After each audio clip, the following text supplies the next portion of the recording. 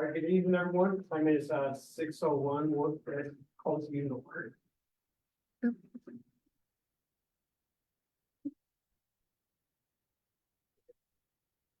cool. We'll get started with the allegiance.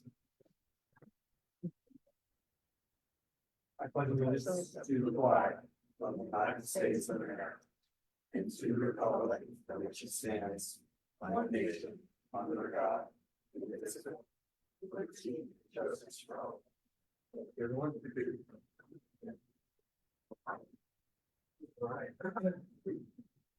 So get started. I'll take a motion for the full meeting agenda. So that motion by David, second by Molly. Brooke sent out the minutes last week. Everyone has time to review those. Take a motion for the approval of the minutes for last meeting. Motion by June, second by Molly.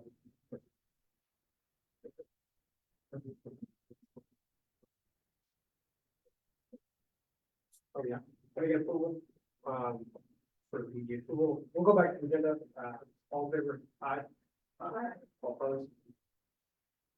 And approval of the minutes, and the approval of all in favor, aye. Aye. Opposed.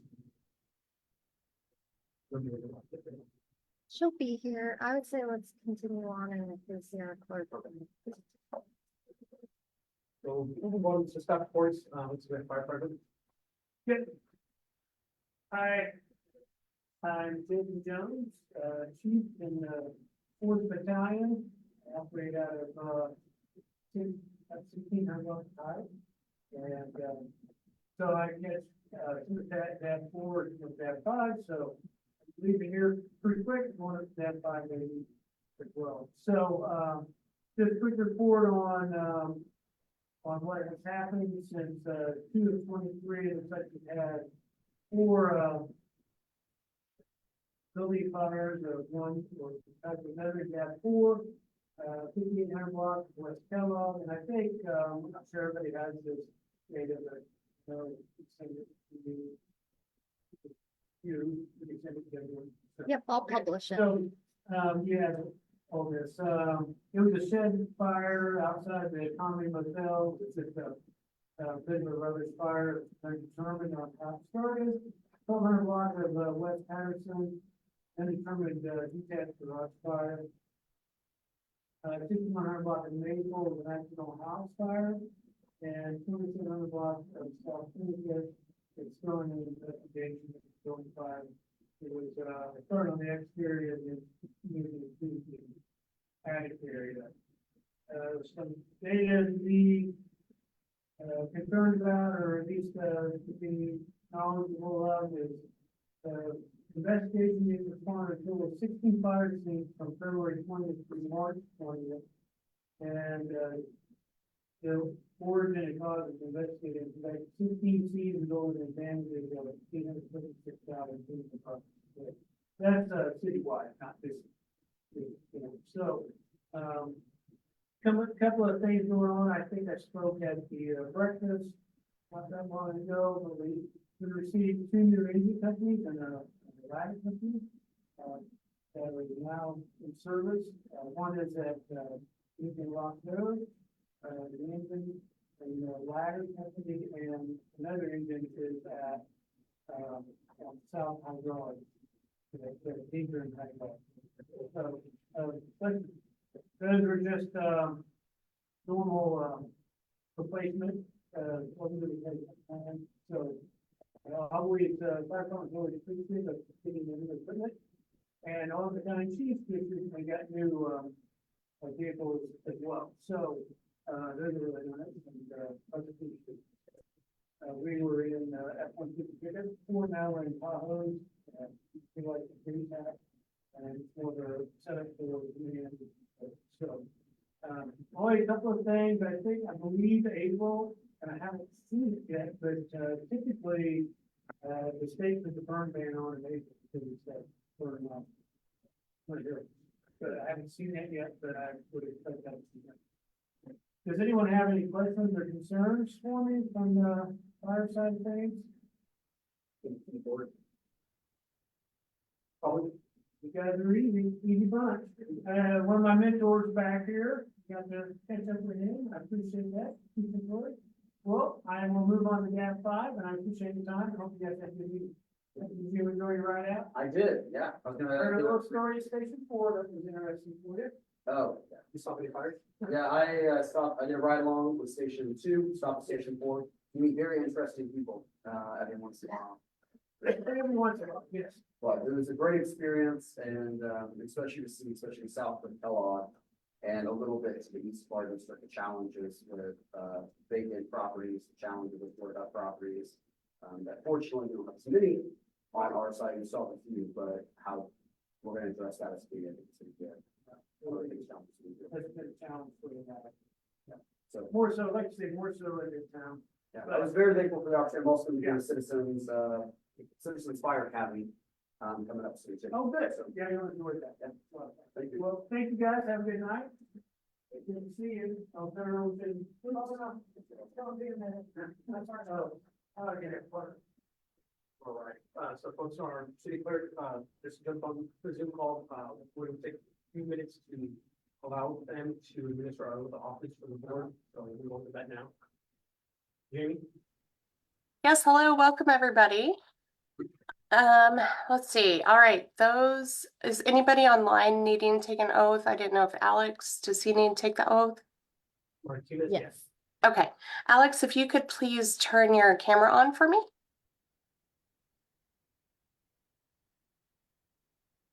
Maybe.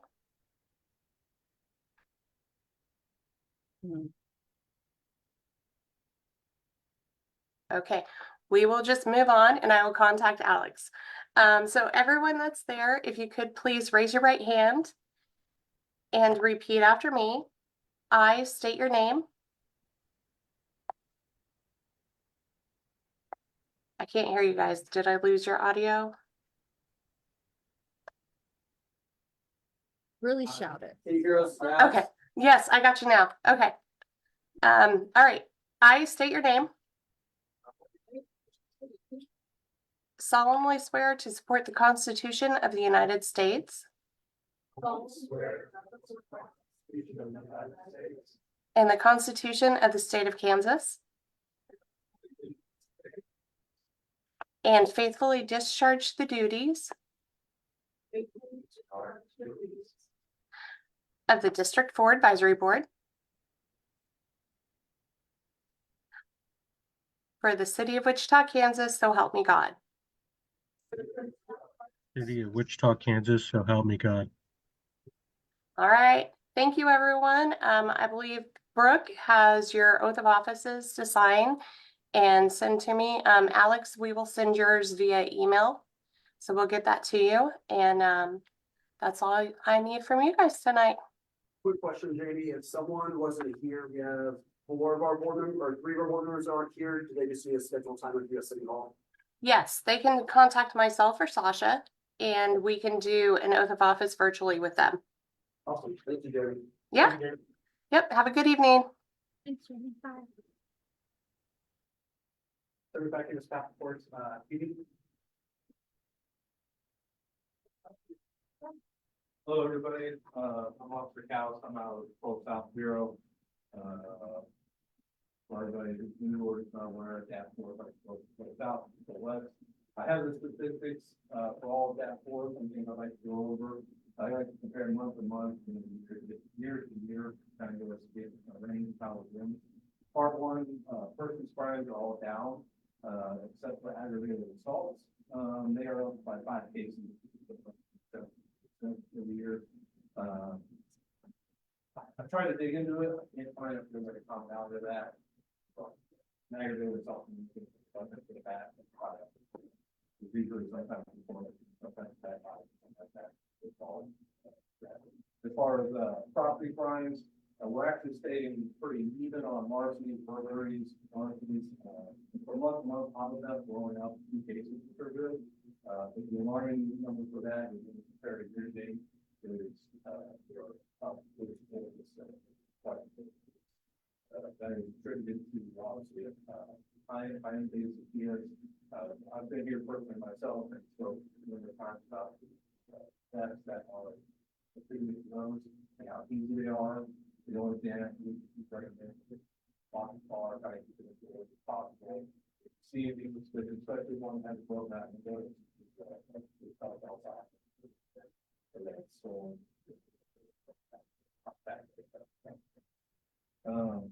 The project that we worked on in Fort South Bureau recently, 31st plan, I'm not sure how many people drive by there, but there's a nice company that moves there. Their fence has been vandalized multiple times. Recently, some straight hands still all tops on there.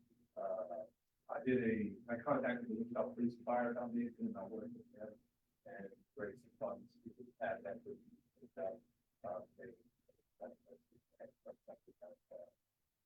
Nice, you know, with a couple of things. I spoke on the Key and Hyundai Fest. We have made multiple arrests on that aspect. We run into a little bit of an issue with kind of the state statute laws. Sometimes possibly we're having trouble with starting on suspect auto theft, felony, and then the criminal deprivation. The detectives who are working on the auto theft side are trying to work. Language on that.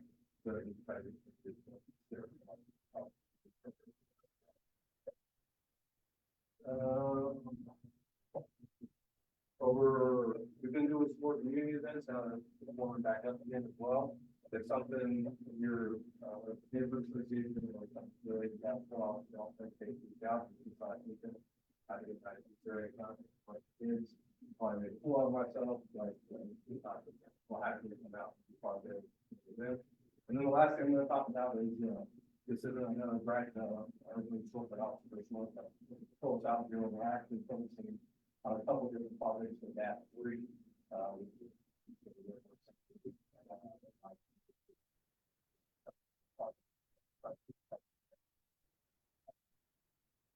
That's kind of what's going on with South Bureau. I'm not sure about the product. Do I have any questions I can answer for now?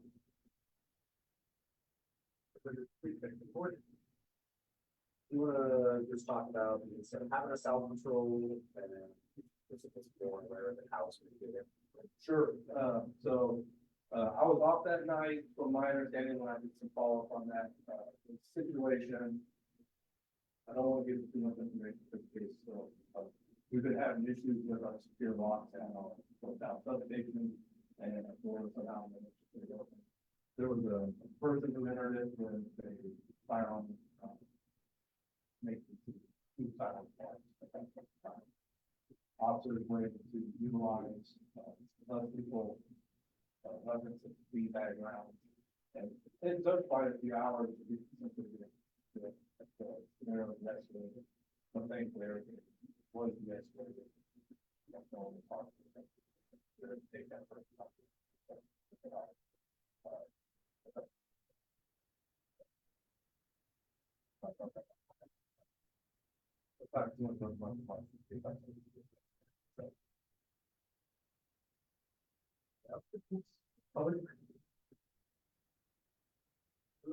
Thank you. Thank you very much, folks.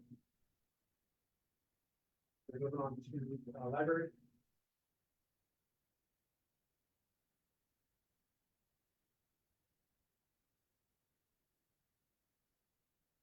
I'm the Alpha Branch manager. Last month we had 2,700 people attend, stepping through our doors. We circulated 7,068 books or items just last month. Last month, the library introduced the company's boxes of newest offering in the library of things collection. These boxes are music and playtime devices beyond kids that provide extreme free listening and bundles content from the boxes. A bunch of characters in the charger. We had several customers comment they already have the box, but like different characters. So now customers can borrow the 30 bundle free library. And more information is available at www.library.org/. If you're wanting to learn new skill sets, LinkedIn Learning is perfect for you. LinkedIn Learning lets you take online courses for free at your own pace. With more than 16,000 online courses to choose from, you can develop your business technology and work these skills. And we visit, wichitalibrary.org/databases to view their offerings. Adventure begins at the library. Pre-registration for the summer reading program begins Monday, May 6th. You'll be able to find more information at wichitalibrary.org/summer reading. The Alfred exhibit is, the solar system is still on display. It's a night sky with constellations that are viewable in South St. Kansas, solar eclipse. And we do have some extra solar eclipse classes in that the library does, so if you want to be able to do the, eclipse next Monday safely, stop in and then you have to get the event things out of it. Spring break, program that we had. We also still have a Native American experience, book display, it's supported by Big Green program. But unfortunately, the operator who don't come, speak to us is now, not able to make it on point six. Sad about that. All of our programming is coming to the end this week, as we gear up for the summer reading program. And for, this, in the school year, and the Alfred branch was a polling place for the March election. It will be a fourth place for the August and November elections. So it's interesting, how they set it all up. I got these, 45 on this stuff. Any questions from anybody? Why did the polling look? They wanted, I guess they had more space, more places, which I thought was kind of odd, then that the right there. But I don't know what her reason, what the reason is, but they just asked us to do it. Us and the other branch. They go based on precinct. I think so. I don't know. I just know I was, then settled before I came on the public library. That, I just, got to do every work. Yeah. We may not have all over as a staff. The intent is 17, so I am, form rooms for training places change.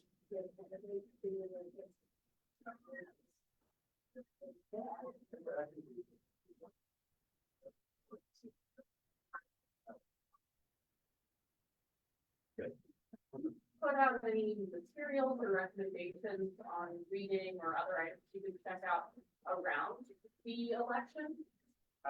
We probably will, at this point. We will have our, sway starting, especially November.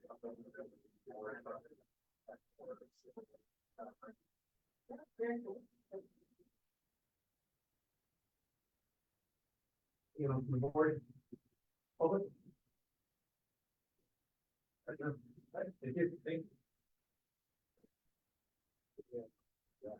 Hey everyone, so I'm gonna, normally I give my comments at the end, but I have the Southwest Homeowners Association to go to speak to at 7 o'clock. So I'm gonna have to leave early today, I'll try and pay attention on Zoom when I'm gone. I wanted to give a brief update of just things for the past month. First off, for all the board members, April 13th, you should have gotten an email today for all board retreat. So I have about 39 appointees from boards and committees. Please reach to go.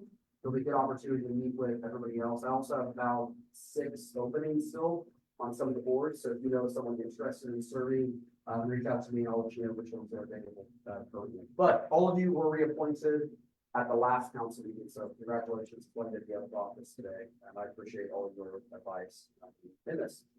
In addition, I briefly mentioned the past week I went on a ride along with Station 2, stopped by Station 4, previously on a ride along with Station 12, and I'm going to do on with Station 17. So the ones inside of our district are 17, 12, and 4, and then we will have Station 23 next year. So that will still be on the addition. It's a great opportunity. It's open to anybody. So if you want to do a ride along, especially board or the public, if you want to do a ride along, please join. Happy to have you. Tomorrow on the council agenda item, just to give you a brief overview, we're going to be voting on the Orpheum CID. And so that's a 2% sales tax that will be for the Orpheum property itself, for people that go to, performances at Orpheum, that the city will hold, that they will help go and, back and pay off the premiums at the Orpheum. So it's not a community-wide, it's people that use the system or anything to increase to be able to help them with this for the Orpheum. Happy to talk more about that as well. We'll be talking about civic engagement and also our paper of record. So you guys will be talking about that today when I'm gone. I'll make sure before tomorrow's meeting to get, to either watch the meeting or get minutes from today. So I know your guys' opinions will be tomorrow, but that's about public participation on council meetings, resident engagement, and then also our paper of record. Brief reason why those were brought up. I actually was on the motion to bring up all three of those. Especially about public engagement. I feel that you shouldn't have to request early to speak on our public agenda items, that you should be able to show up at meetings and have the opportunity to speak. And so originally it was brought forward to try to encourage more participation at council meetings. Also that currently you only have 25 minutes to start at any council meeting. You can speak on any agenda not listed on the agenda. I would love the opportunity to keep those 25 minutes and then perhaps at the end of the meeting, still have people, if you show up, you should have the opportunity to air your grievances before body of government, and that our job is to sit there and take it. And so hopefully some of those conversations we held, and then we'll be hearing from our comms department about other ways that we engage currently, ways we can engage differently. I've been on the council for 4 months now, and not one person, and this is not a negative necessarily, not one person from District 4 has spoken on the public agenda items. They're often frequent flyers from District 3, District 6, and District 1. It's very often the same faces again and again. And so what I'm trying to actively do is how can we engage people that may not show up on a Tuesday at a city council meeting, but that they may have work, they may have other obligations. So how are we engaging these voices? And the comms team is doing a great job at presenting what we're doing, what we could be doing, how we do it better. The Eagle paper of record, currently the city spends $150,000 a year to list the Eagle as a paper of record for the city. I feel it's a redundant service that is not necessary. So I brought that back at the council debate tomorrow. Currently, you know, wichita.gov, find Eagle notices free of charge, where you don't have to pay the people.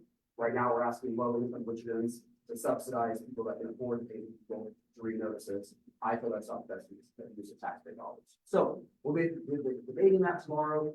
That requires a 5 of 7 vote, because it's a charter ordinance. I won't go into the nuances of what that means, but it requires a super majority vote, not just a majority vote. Last thing that I have, there are two big, I would say, right now they're not zoning cases. There's a CUP case. And then also an MAPC question that I've got a lot of calls about. And since Thursday of last week, I think I've done 30 calls. I've already returned 25 of those. I have a few more to return. But it's about development at 135th and Maple. It's different than the one we talked about previously.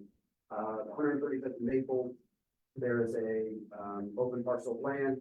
It's currently zoned, I think, as general commercial. Is that correct? Limited commercial. So there are restrictions. There's a CUP over the top of it that will basically make sure that it fits the character of the neighborhood.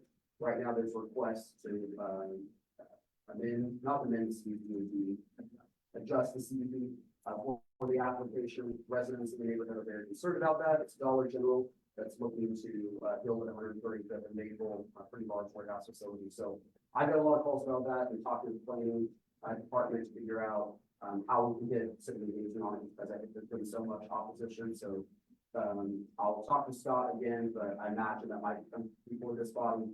Currently, it can be changed through a staff adjustment and not go before council or not go before the supervisory board. But we've had a lot of people in opposition, so I'll make sure that they can have their voices heard even if they get to it. So that's 135th and Maple. There's also an MABCD. I would say it's an MABC question. There's a resident building a large scale warehouse, 135th and Maple.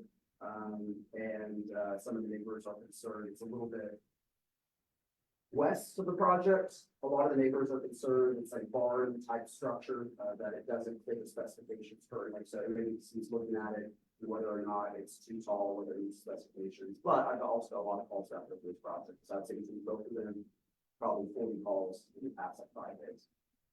So there's a lot of civic engagement. Those are two things that might be coming before. I think we might have a few, which is just done one of those two projects today. That's all I have. Do you have any questions for me? Yeah, This Dollar Tree, is it gonna be a store or a warehouse? it's a store. It's either Dollar General or Dollar Tree. Dollar General, Dollar Tree, Dollar Tree. It would be a storefront. So. I mean, they're doing the dirt work, they're already now. Yes, so they, right now, correct me if I'm wrong, they would have to, fit the specifications today, but unless you allow them adjustment to the current specification. So with the request, it's not certain, I'm sorry, totally ignoring the planning department. The retail use of dollars is covered by the customer dollar. Dollar Tree submitted plans for their standard prototype store. They give you the plans and architectural standards, that were originally set by the Camden building and that little center that can be part of. The dentist office, the board we felt like we get adjustment process, deviate from the architecture in order to build their building with the design that they have. These are doing exactly natural and compatible with the big building. Essentially, Dollar Tree is asking the same thing. I can get an update that the planning director do not feel comfortable signing the adjustment, so he's declined to sign the adjustment. He essentially gives Dollar Tree one or two options if you can resubmit plans, whether or not that might be more compatible, and that way you have a review, or if they want to continue forward and try to amend the community of plans without building the way it looks, or as we might even have looked. After many community plans through the public hearing process, so we have not heard back from the applicant on this, as to which way they want to go. But I can say that the planning director did decline to sign the adjustments, so it's not going to be slated. Okay, awesome. Thank you for that feedback. That's actually all of today, so. Okay, see, things move quickly, so I appreciate that, and I know that you've heard a lot of feedback as I have too. And phone calls, emails, and that was, to your point, one of the things that we discussed with the applicant as to the basis was the level of civic engagement that we've been hearing. Essentially did meant that he, I don't want to say didn't feel comfortable, but generally meant like, well, it might be having more of an average impact if we allow it administratively versus it being able to occur in the public realm. For the city. So. Thank you, I appreciate it. Thanks for that. I'm glad you're here. Yellow. Okay, this other building they're talking about, is that the one that's in the pasture where the horses were all the way around? Yeah. And that's been farmland, even though it's in the city for 50 years, ever since I lived in Wichita. Yeah, the use is permitted right now. The question is whether or not they're meeting the requirements as it is permitted. So height requirements, they didn't have to have medication, so they didn't have to get any adjustment because it's already allowed. Yeah. So it's if they are following the current regulations at that property. That's why it's in a PCD and not in a PC, because they can get a building side. Any other questions? Yeah. And then on the 13th, let me record it. We can do that. Everyone can do that. Further questions? Yes. The pickleball court. Yes. Where do you stand with that thing? Yes. I know you made a lot of everyone time, didn't you? I will. That is actually, I'm surprised I didn't mention that in my notes, because that was most of my calls this week too. Update on pickleball. So, the previous project was approved by council. It went out to bid. The council rejected the bid in January because it was improperly filed. The city manager had requested that we hear what the consultant had to say regarding why the project was brought forward. The consultant spoke, at the last meeting.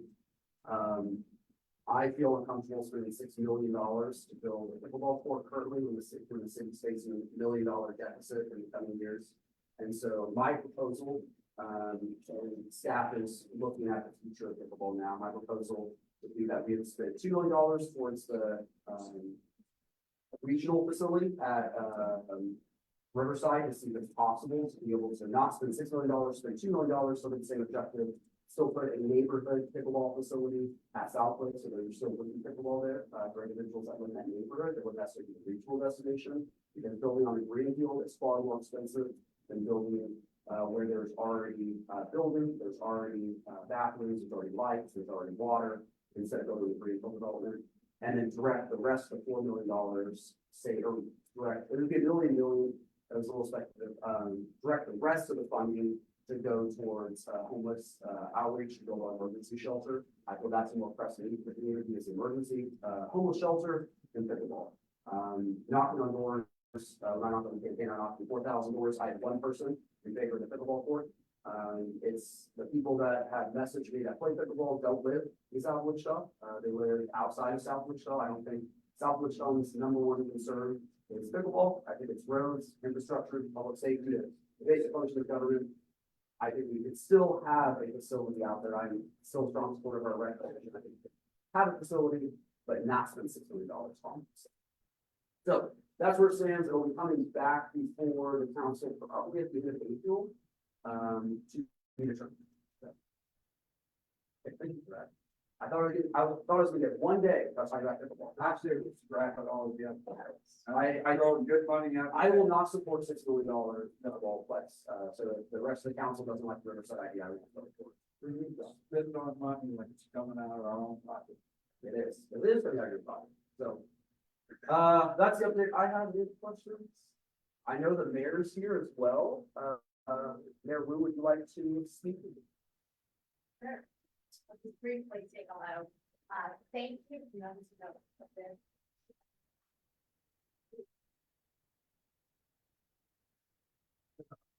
a- Good evening, everyone. Thank you again for hosting your district court advisory board meeting. It is always a pleasure to be out listening to the real concerns of residents. In January, when we came into office as a new council, we heard the results of the fall 2023 community-wide survey. And the top three concerns from the community were crime prevention, road repairs, and economic development. So my focus will be on those three things because that's what we said we want us to focus on. So I want you all to know that next year we will face a budget shortfall. And so we have to start making decisions now that will get us in the right place moving forward. And they're going to be tough decisions, but in order to get to the place where we're able to have reasonable conversations about what we cut, staff has already gone out to try to see where they can cut even within their own department. And one of the things that came out of that discussion was actually something that was presented to the city manager's office in 2023, last year, about a cost savings measure of nearly $120,000. Now it's $150,000, and that is the printing of our city legal notices. So these are not the stories or the actual items that you all get to know beforehand. These are things that we have already voted on, and now they get presented in a paper format. But our ordinances and these changes actually go on the website first. So we already have a place where we share these legal notices, and then we do a redundancy and put it in the paper. This is prior to us having a very robust website, wichita.gov/legal notices. So this is something that's going to come up tomorrow. And it might not sound like a lot of money, but I think $150,000 is a lot. And so we want to, again, start having the conversations about efficiency and effectiveness. And so we want to hear from you regarding not just this a way that we use it, but civic engagement altogether. So I'm really looking forward to hearing Corey with our communications department about civic engagement, community engagement, and really communications in general, because we want to hear your feedback on many of these items. And the only way we will hear it is if we're able to come to you and you're able to come to us. So again, I really appreciate that the DABs are robust with audience and community members at the table and also advisory board members. So thank you again for volunteering your time to be part of the DAB. Thank you. Right, thanks. Moving back on, get one more, staff report, please.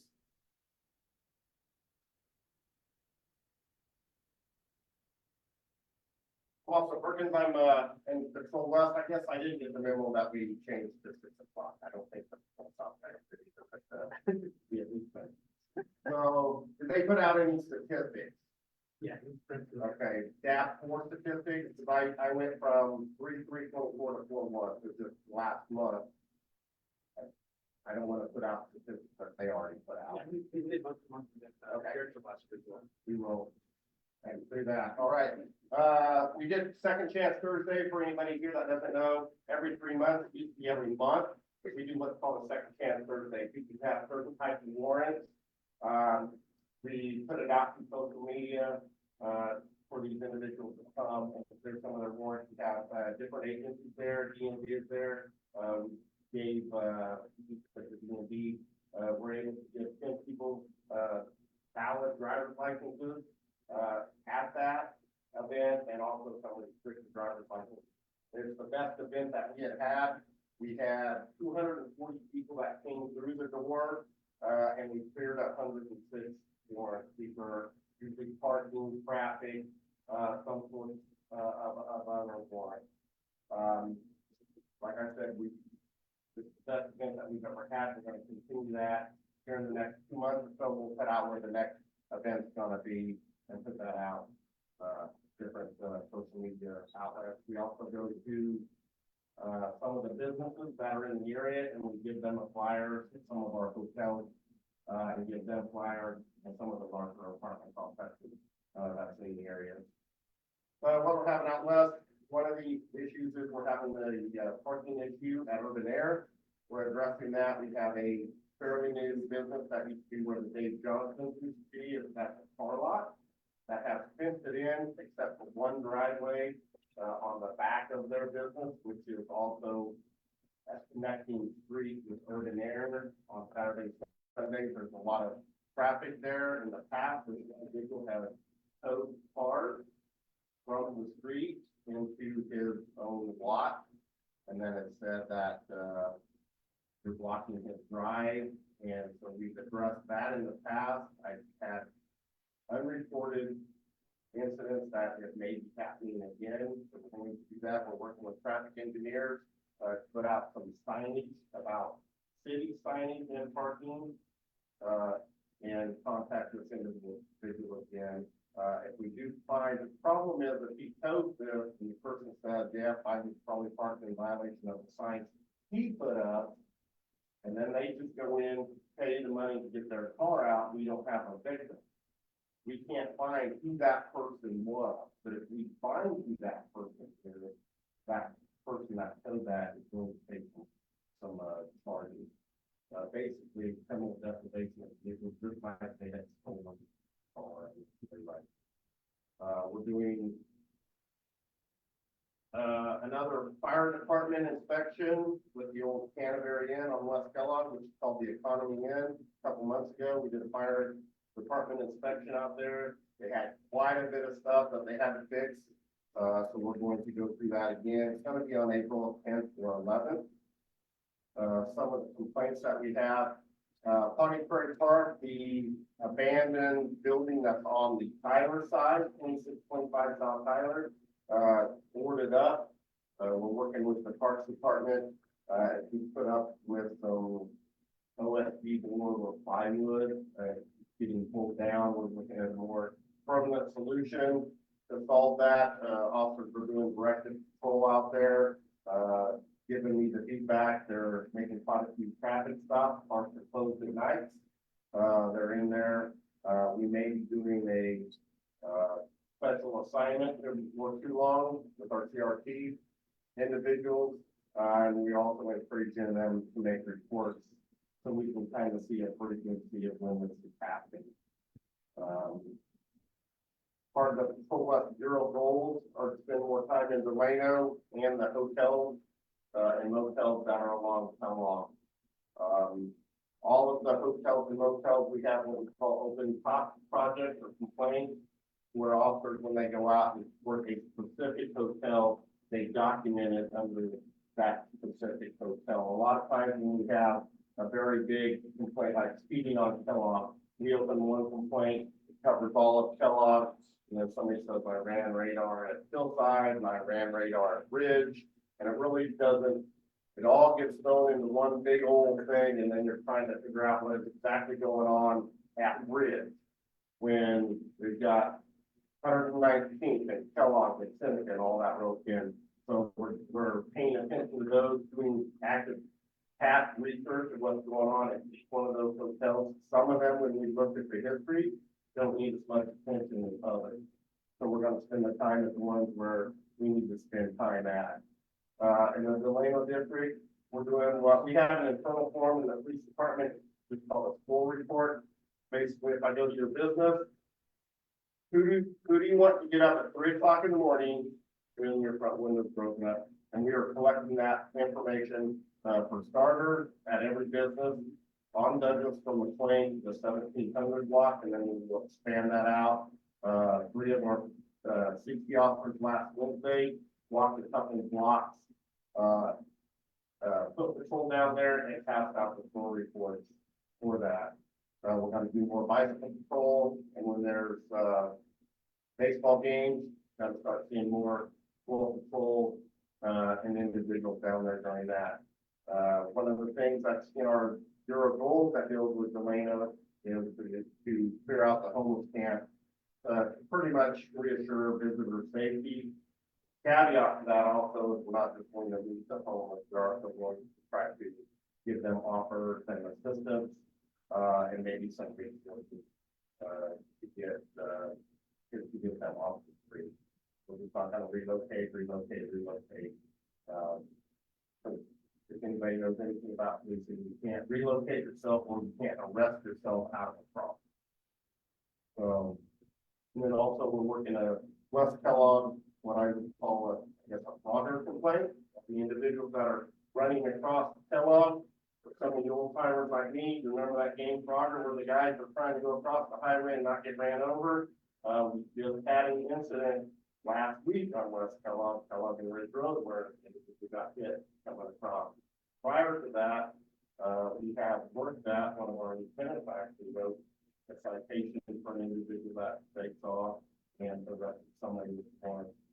Very common practice in law enforcement when you see that, we just tell people to go back, make that come to an end. We're gonna start addressing this with enforcement. Education does not work. When we just say, we tell them to go back, there's more to it. We educate them and tell them the reason they can't. But you can't. If you educate and educate and educate, and it's still happening, it's time to be enforcement. So we're gonna start doing that. We're gonna be putting up a special assignment in the upcoming week, where we're gonna actually look at that. That's all I have. If anybody had any questions, I thought you were gonna want, nope, I thought maybe out of the corner of my eye, I thought maybe a hand. Yes. I'm don't understand the own situation. Like the property owned by the whole property on the property. That's a good way to put it. Yeah, see, he has put out his own signs that are not even in compliance with distance. Can't park within 8 feet of a private driveway. And that's the straight part of the driveway. So everybody knows the driveway kind of goes like this and then goes like this, and then the curve pretty much starts here. 8 feet from the straight part, figure you can't park anywhere within that distance. One of his signs goes back about 35 feet. These are his own personal signs he has put up. And they say, if you're parking between the sign, your car's going to be towed. This goes back to January, where we had a couple actual victims on that, and we did education then, and there was something that went on internally, that we had decided that we were not going to cite that person at that time. We educated him, and like I said, I've been told through cousin Joe's friend Sally's neighbor that it's possibly happening again, but I have not been able to confirm that. And so we got traffic engineers involved They agreed they're going to put up signs, 8 feet that says there's no parking in between the two arrows. That's something they normally wouldn't do to every private drive or business drive that there is. With these circumstances that's going on, and then we're going to get a hold of the business, tell them they have to take their signs down. You can't control, access or, vehicle traffic with your own sign. Like I can't go out and put a 20-mile-an-hour sign in my neighborhood because everybody's driving. So, that's actually against the law, as I found out from talking to. So he has to take his signage down. And then, like I said, if we get a victim to come forward, they're gonna go through the system. Questions from the board? And I think just to cover that, his business is a towing. I don't know if I put that out. Yeah. His business is a retail slash towing business. Yeah, so, Any other questions from the board? yes. That happened to me, would you be able to get my car out of it? If your car is in there, we have encouraged, maybe. We have encouraged at least Urban Air, that's our best ally that we currently have in reference to this. That if they see this, or they have a person that comes into their business and said, hey, my car was towed, to call 911, demand an officer and demand a supervisor to come to the scene. So, like I said, if they don't do that, we're sorry. We're looking at some other, methods to maybe monitor that. I'm not gonna go into that, of what we're gonna do. So, the law department is involved in that. You know, But for now, it's nothing. if we find your car in there and you call 911, that's a scenario I can't answer. What's gonna happen is the guy gonna come, when you say, hey, my car's here, and then the police come in and help, if you call 911, it's gonna take 10 minutes, it's gonna take 2 hours. If he doesn't come, because he sees 6 police cars out there, he might not come out, and you may have to apply for a search warrant to go in and get your car. You know, there's too many questions to just say yes, or to just say no. There's too many scenarios like that. So like I said, it could be many hours before you could be able to get your car if he doesn't come in. And we're not just going to cut the lock and let you go in and get your car. You know, we're going to apply for the first one and we'll figure out your car.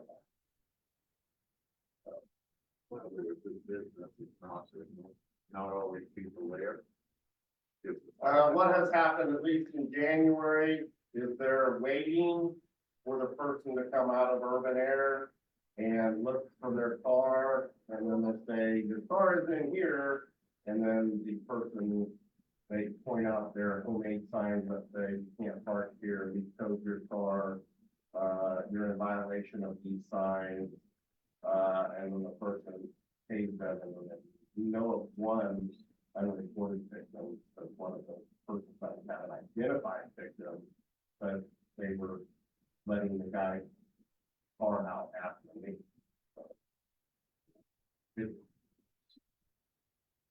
So there's really a lot to this, and a lot that's gonna be happening, and a lot that's gonna be going emails back and forth to the law department, and stuff like that. You know, that we've already had, and working with detectives and all of that. Right, and that's. Right. If the signs are illegal, then you go out and. Right, let's talk a little bit more, for the public. I got a question there a minute. If the signs were illegal, you chose the car, would be in the wrong? Pretty much cut and dry. Yeah. So. He may have thought So he's basically towing someone's car without his permission off of a city street. off of a city street. Yeah. Taking it into a place that he rents, owns, or whatever, Correct. and holding it off. Right. Yeah. we're aware of. The city doesn't do that, right? The city is not letting him do that. It's under the he has to get a letter from traffic engineer who's in the process of sending him those letters. Yeah. There any other questions from the board of public? We're good. Thank you. Move on to public agenda, seeing that you don't have any scheduled items, move on to, off agenda items. So this is for any individual who did not request to speak prior to the meeting, can speak at this time unless it is about, when the item is presented off tonight. So if you do have something you'd like to address tonight, please come up to the podium. And then just, please, state your name and address for the record, and we're satisfied, keep in time that, no more than 5 minutes. Well, Dan McClure, 1873, with City District South. I was here last month. I wanted to give you an update. You guys supported my request not to support the zoning change, down on Meridian, South 55th Street. You voted unanimously in my favor and my family. And I want to come personally and say thank you. The zoning request at this point in time has been dropped. So I'm sure something may come up in the future, but I just wanted to let you know, I appreciate you hearing my voice and supporting me, and, thank you. Questions? Yeah. Thank you, Mayor. Anyone else?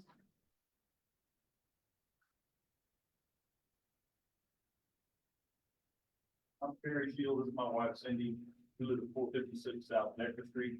And that is in the area of 135th and Maple with the 1 Dollar Tree. That is a real upscale neighborhood. Auburn Hills Golf Course is in that area. There's lots of HOAs there that require certain colors on the homes, all kinds of board brick. Plants to be planted in the yard, what you're gonna have. So I think Dollar Tree should amend the state just like it is. Except the covenant. We also want to point out that there are other parcels of land that could be built on within the area. And if the council makes an exception for Dollar Tree, that just opens up the doors for other stores, other buildings that come within the area. We'll also make exceptions to the architectural plan that's drawn out for that area. And, I'd like to, architectural plan supporting area has been there for quite a number of years, so Dollar Tree, may claim that they didn't know about it when they bought the piece of land and started the building. The dentist office, yeah, they might exclude that plan for them, but that building won awards, that's a beautiful building. So, it's a beautiful building. Anyway, we just wanted to voice our opinion, and, heard that there's some sort of goodwill in by the Walgreens there. And, you know, they put up a metal building, and they're going to neighborhood too, you know, so it's, I think everybody needs to adhere to what's in place. Any questions from the board? Yeah. Take time to speak to it. Is there anyone else? All right, we'll go ahead and move on to new business. We'll start with, citizen engagement information, public for tonight. We've got staff and the city manager's office here for that.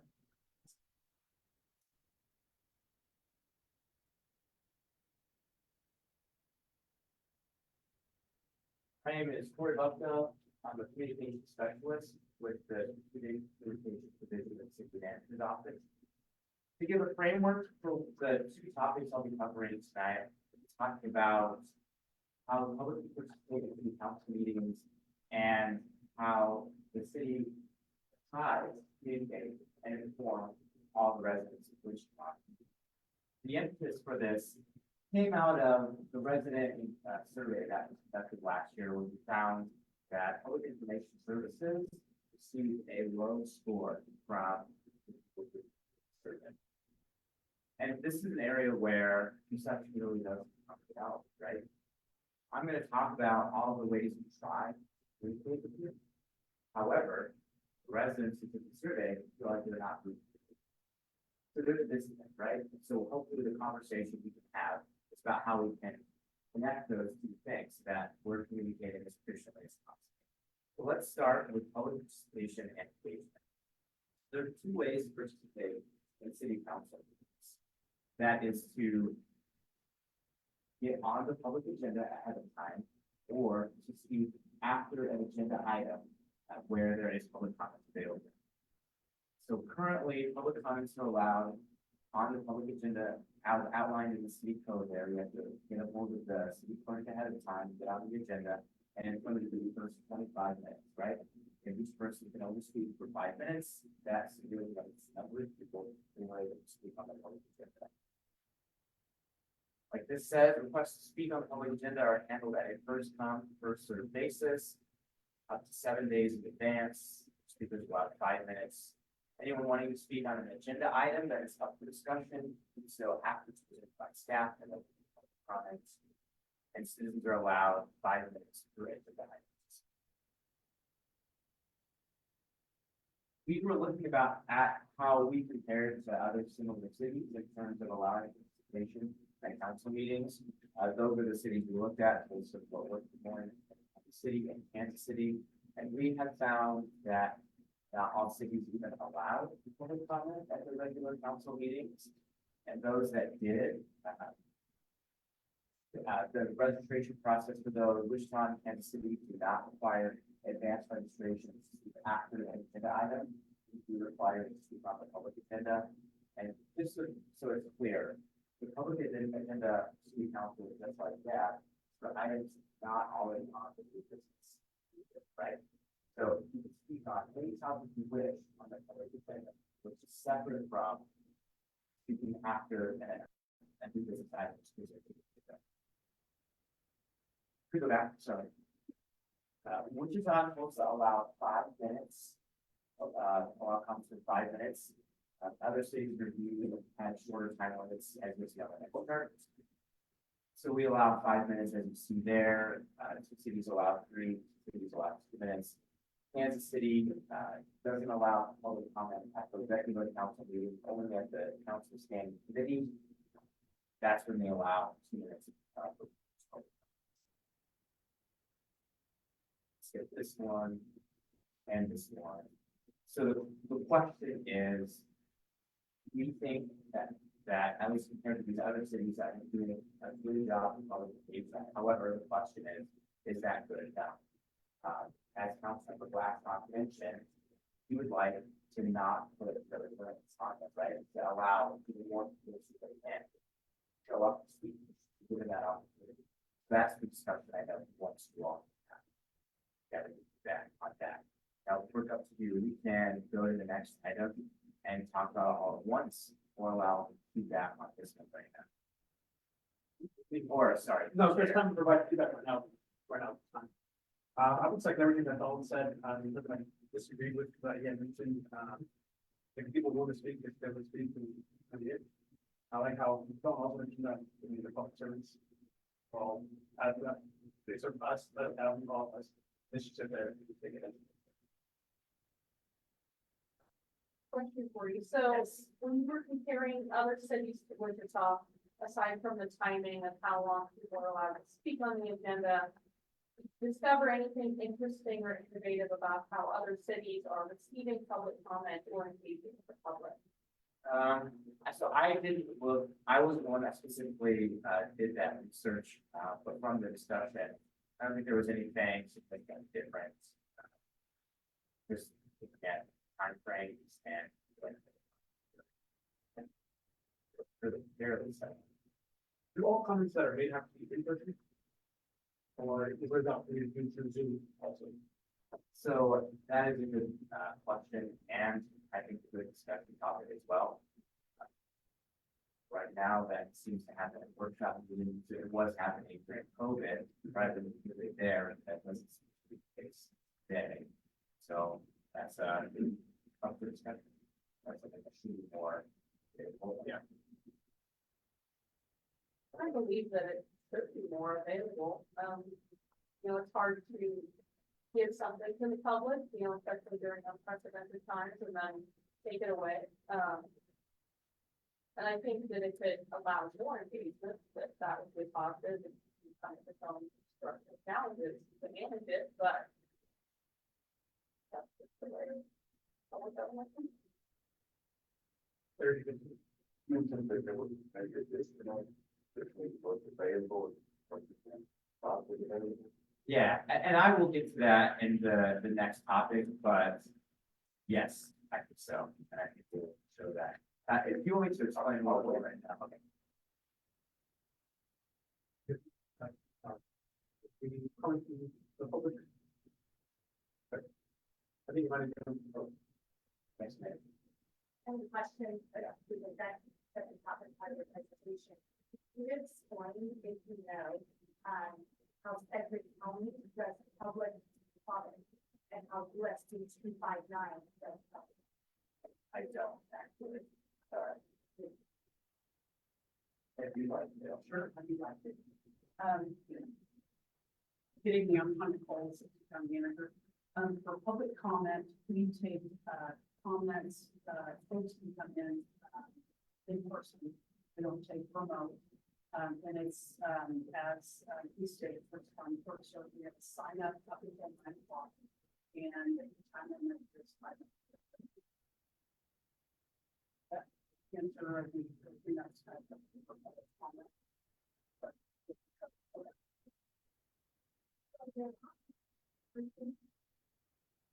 Yes, so then how does people know you? They also have a sign up sheet as to data. So the city of Wichita currently does 7 days beforehand. The other, USC 259 don't have a 7 days beforehand sign up period that day. And it is also first come, first served. And we are city currently at that 7 day rule plus only up to 5 people. Up to 5 minutes, 5 minutes. Whereas I think USD 259 is a shorter period of time, but more people are able to. And I don't know, there's a, We don't have a max, but I will tell you that sometimes we'll have people come in and they're wanting to speak on a particular, topic like zoning. And so we have, a portion at the beginning of our meeting where it's public agenda.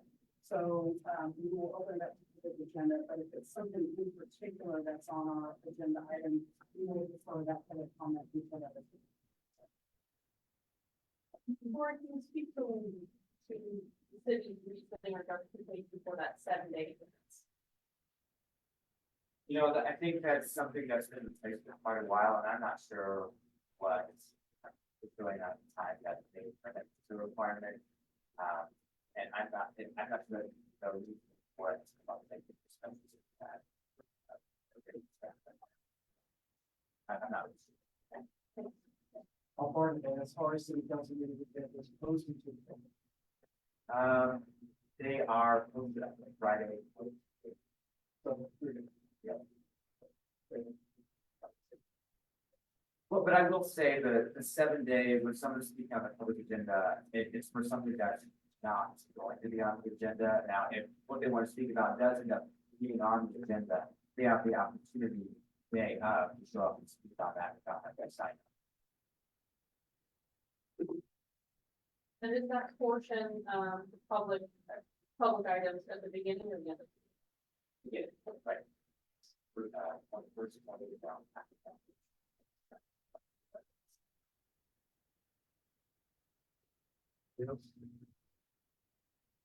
And let's move on to the next one.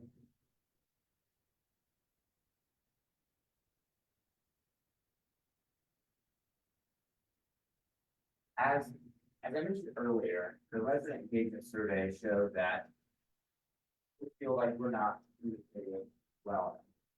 The first thing I want to talk about is changes in communication that occurred at City Hall over time. City 7, if you're familiar with that, started in 2008. You really jumped on Facebook around 2010. We've been active on there since then. We've added other social media like Nextdoor. We try to live stream as many meetings as we are capable of doing. And then, of course, we adapted really to a lot of hybrid and online meetings during COVID. We have lots of different social media platforms. We're active on all major ones, and TikTok, Instagram, Facebook, Nextdoor. We know that each of those platforms has pretty different audiences, different demographics, which means we tailor our messages to those specific platforms. We try to communicate on as many of them as possible, but we know that the same type of messaging, the same information, can be the same from platform, the type of message changes slightly, but we're also.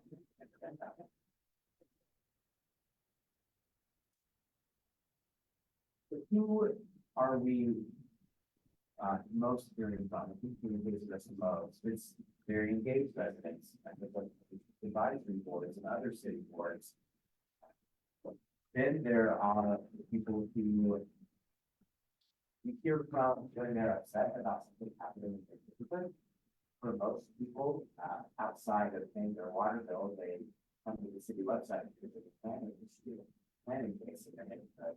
And for most folks, as their first experience with their local government, right? I guess is if there's something that they're probably upset about. And then there are the folks who don't ever actively seek out investigative with us. That they only want to be informed and they look for it, but they never really look for it because they don't want to or need to.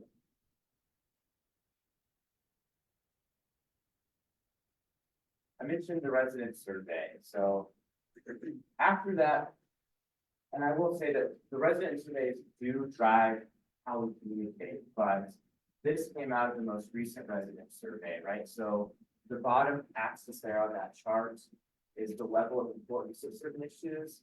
On the side is the quality of service that folks that we are providing.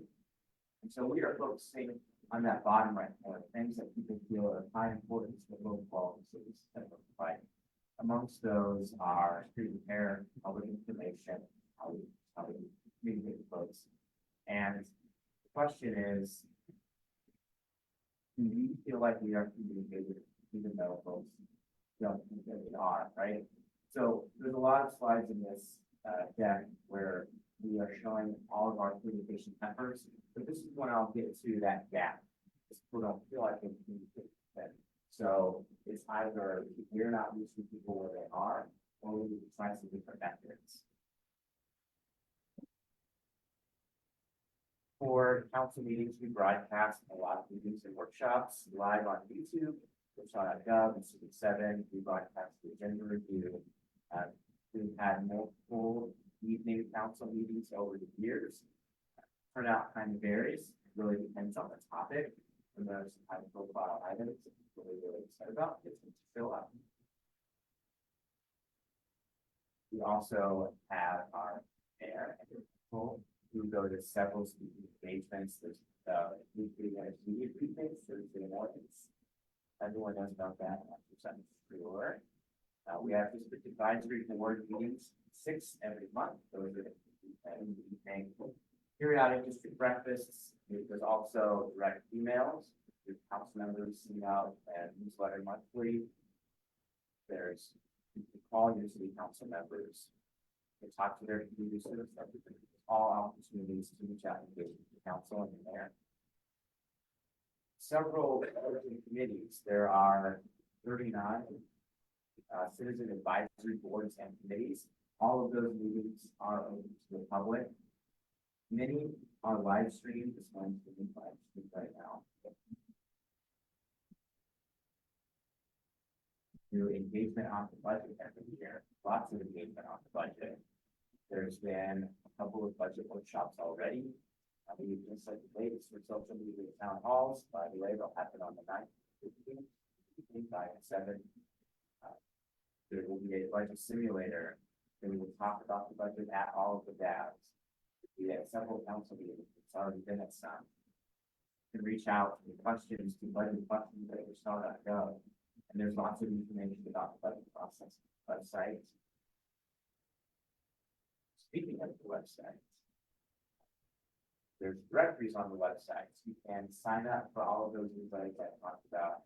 And there are lots of them, 14 actually, 14 different newsletters on different topics. There's activity and meeting calendars, lots of information to report issues and follow up on those issues. and then you can assign applications, departments. And also, again, find out if you don't know what council is represented, and who your council district representative is, who your community service representative is, and what they do and how they can help you. You track snow plows, street sweepers, we get water outages. You can read all of the city council codes. Requests information through a reporter request, look at meeting agendas, minutes, not only for city council, but for all of those advisory boards. Lots of things to do there, lots of information you have available. 55, over 55 social media applicants. By that, I mean, if you look at Facebook, the main city page is on Facebook, but so are all of the senators. So is Park and Rec, golf. There are lots, not just on Facebook, but also on Instagram, lots of accounts on Instagram. You're on TikTok, you're on LinkedIn, all over the place, lots on the next one. We try to have social media town halls because not everyone can show up to an in-person town hall. We have live video Q&As. Not heard of forum, which is an online public participation platform on our website. There are specific topics you can engage in and interact with city staff members who are subject matter experts on those topics. We have a lot of surveys. We get emergency alerts, things like water boil advisories, city ready, the county, Everbridge, boil water advisories to happen.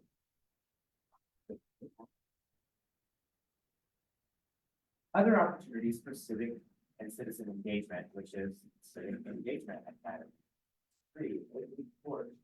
We learn all about how the city government operates and the leadership lessons held by institutions. Citizens Police Academy, Fire Academy, their youth council. City staff is present at a lot of events like Open Streets, Riverfest, farmers markets, and neighborhood meetings. Lots of town halls and public meetings. You see all of those examples. Again, opportunities to interact with us. We still, I mentioned all of these, all the non-traditional ways to try to communicate and share information and engage. We still do all of these traditional ways, right? We meet with television, newspaper, radio, media regularly, work with them on story ideas, and then of course, legal publication.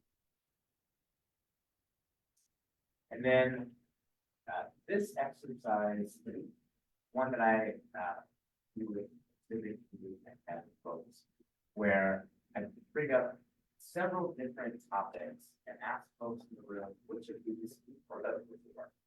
And the vast majority say they've done things like the water bill or maybe the fire proposed changes to the fire, right? And then the vast majority of people hadn't heard of any of those other things. Now they aren't as highly engaged as everyone in this room. I'm sure you've heard of all of these. The point of this, however, is to show the difficulty in us sharing our good news to everyone, right?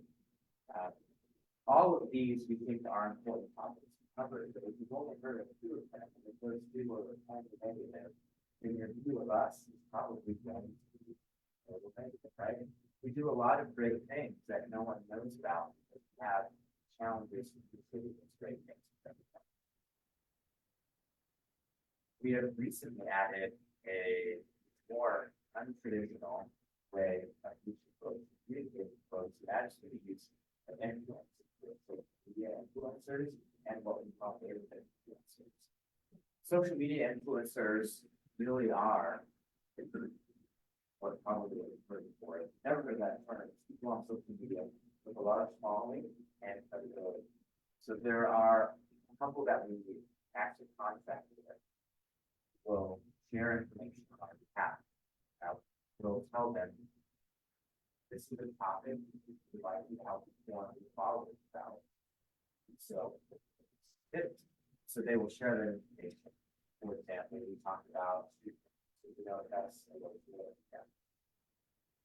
We've been having some of our social media influencers talk about the work we actually do over there to their street maintenance. The fact that we fill 70,000 pounds a year, the fact that we have about 800 miles of roads in our network. And just warning people of all of the great things that we do by using social media. But I also mentioned neighborhood influencers. Those are the folks who maybe don't have a lot of followers yet, but have credibility to follow their input to be the right president. Neighborhood association presidents, members of the district, right? Folks in your neighborhood that you go to that know what's going on, right? So we try to keep those folks informed through the use of newsletters, civic engagement academy alumni, hearing information that you hold the table and also share. All the traditional paid media, we still do all of this stuff, right? Because we know, again, this is part of our challenge. There was a time where we could rely on the traditional forms of education, and we could reach the vast majority of the society. But as you know, there's no one place we can follow with technology and social media. Those traditional avenues are increasingly one time. So we have to be a little bit everywhere to reach all audiences. And that really is our challenge. But again, we still do all of this. Improvement is just another effort that we do. We're at career fairs. Employee vehicle decals, you may have seen some of our city vehicles, decals on there. They go to high school, bases, and again, paid advertisements as well. Lots of signage. So we have signage up at all of our city facilities, informing people information out there. Street signs, you might have seen a sign that says this road is going to be fixed or replaced or something. And this spring in 2024 or something like that. Another way to try to use yard signs for events, wrap our buses with information. And then this is a list of other communication efforts that we have. Water bill communication, water bill rights. Putting communication there, all these other forms.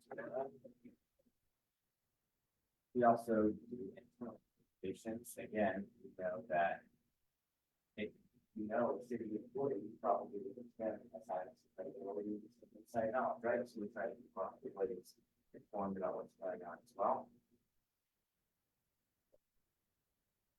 A lot of things that we do. Yeah, we still hear that people don't know what's going on. And then again, there's this perception that if I don't know what the city is doing, then the city has to do it, right? So our struggle then is to make sure you know what we're doing.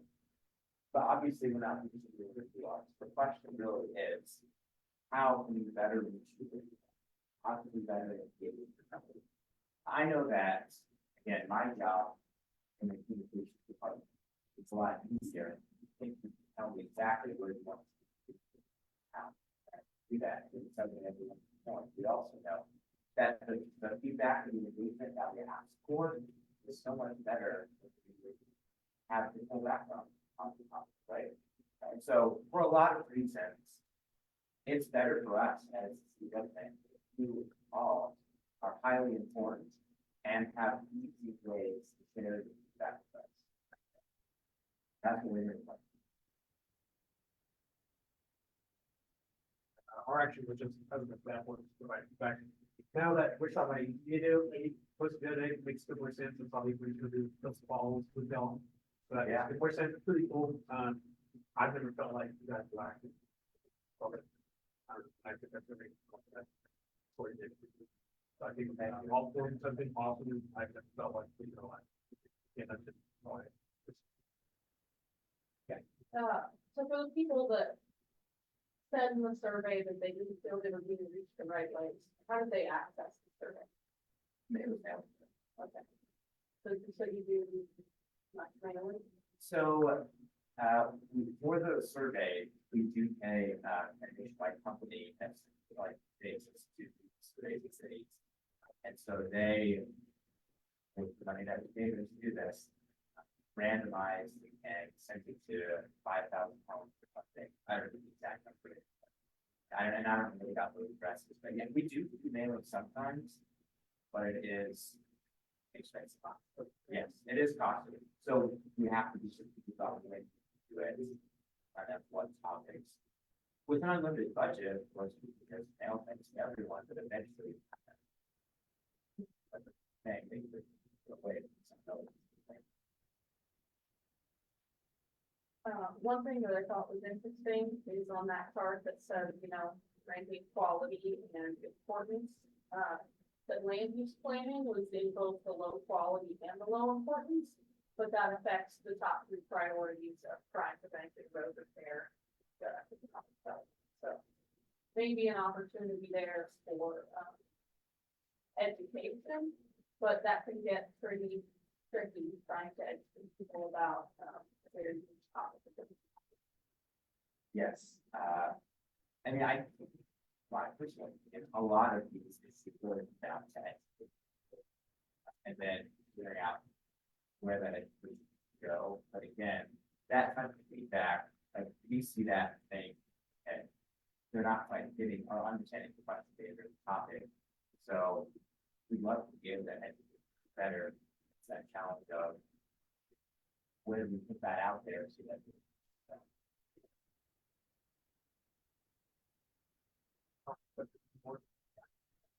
We feel like, or was there a question on the survey or any feedback you received about there being misinformation out there? Not necessarily put out by the city, but by other sources that people are receiving this information. No, that's a good question, though. We didn't specifically ask about misinformation. We do know that the top two ways people receive information about city of Georgetown, number one is word of mouth.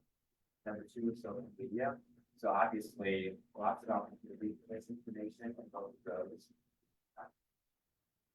So again, why do we want to get education out there? But we do put a lot of education out. It's just,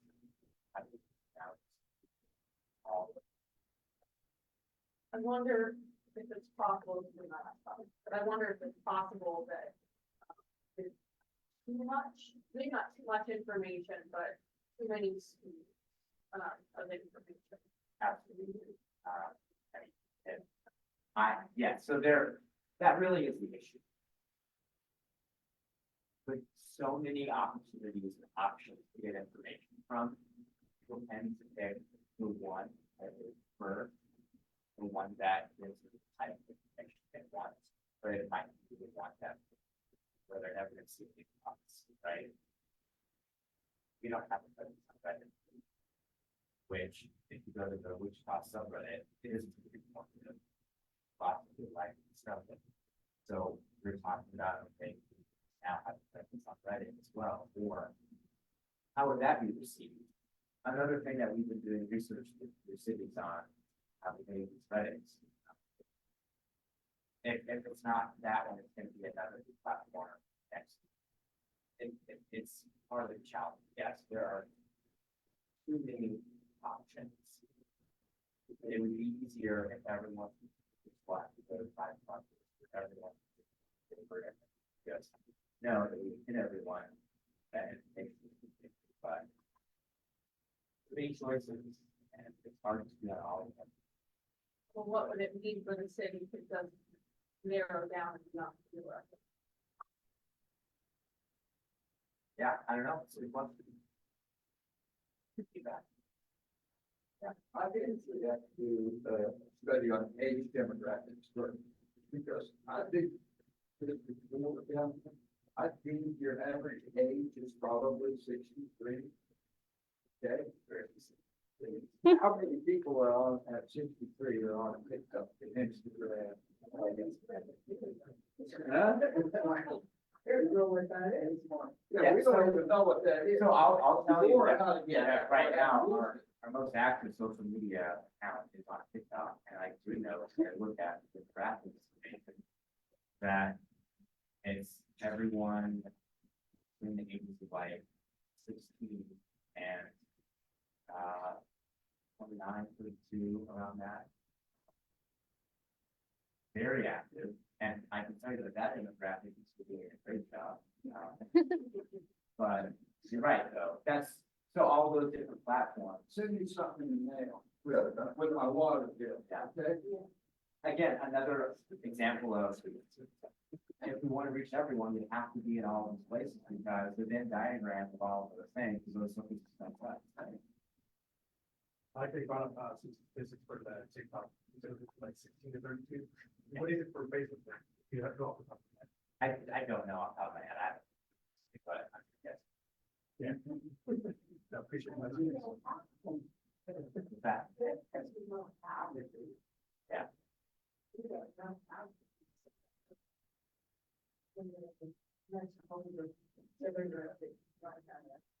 Eric? So that being said, the meetings that like this board meeting or the district one, the people in the room, the ones that are engaged, seem to be those that operate. But that doesn't really add up to be more active on social media and being involved, but they're not coming to the meeting for that. Yeah, I mean, there is probably some more question, discussion about why that is. With various participation. It's funny. And what I'm saying? Well, you're watching 2-minute video, then it's a 2-hour meeting. Or convincing people in that age range that this is important and significant, something that they should be a part of. It's pretty easy for me to tell folks, you know, how many cable amounts you have up to at 7 seconds. That might be flat, right? It's another thing that that's to spend 2 hours, 5 hours. So you get, questions, sign from the public? I have 2 daughters, and one has 2 kids here, and I'm, they're 6 months and 2.5. So they get their social media from TikTok in those places where they have the time to get on the phone or computer. Do that, so that's why, like, you want it in the mail, they get it that way, because they don't have time to come here. After they, you know, I'm sure there's other parents here that have kids that are of that age, they don't have, they don't always have time to come here and spend 2 hours. I speak from that personally, and they don't feel comfortable, you don't, people won't always feel comfortable in this environment. I say that, I think that being on different platforms is the way it's going to, whether it's most of them now. Or it's going to be, that's the only way. It's going to be able to communicate, and they're, if it's not out there for them, then they're not going to participate, they're participating on TikTok. And platforms like that. There's a way you that on Reddit is. You have a phone, smartphone? Yeah. There you go. You look up and you can see it.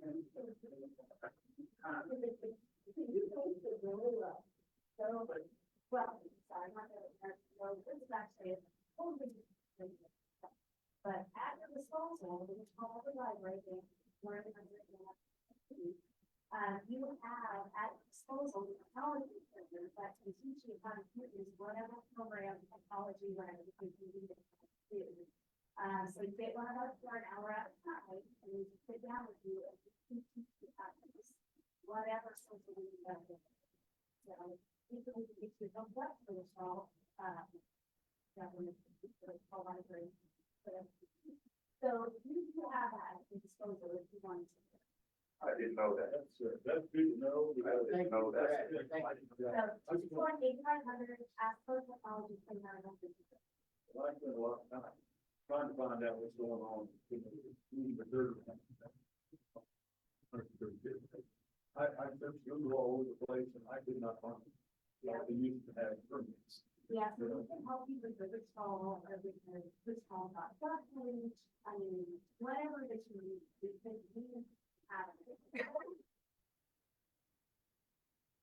And so it is pretty clear though that we have to be on everything. We have to be everywhere, right? Because your preferences are all different.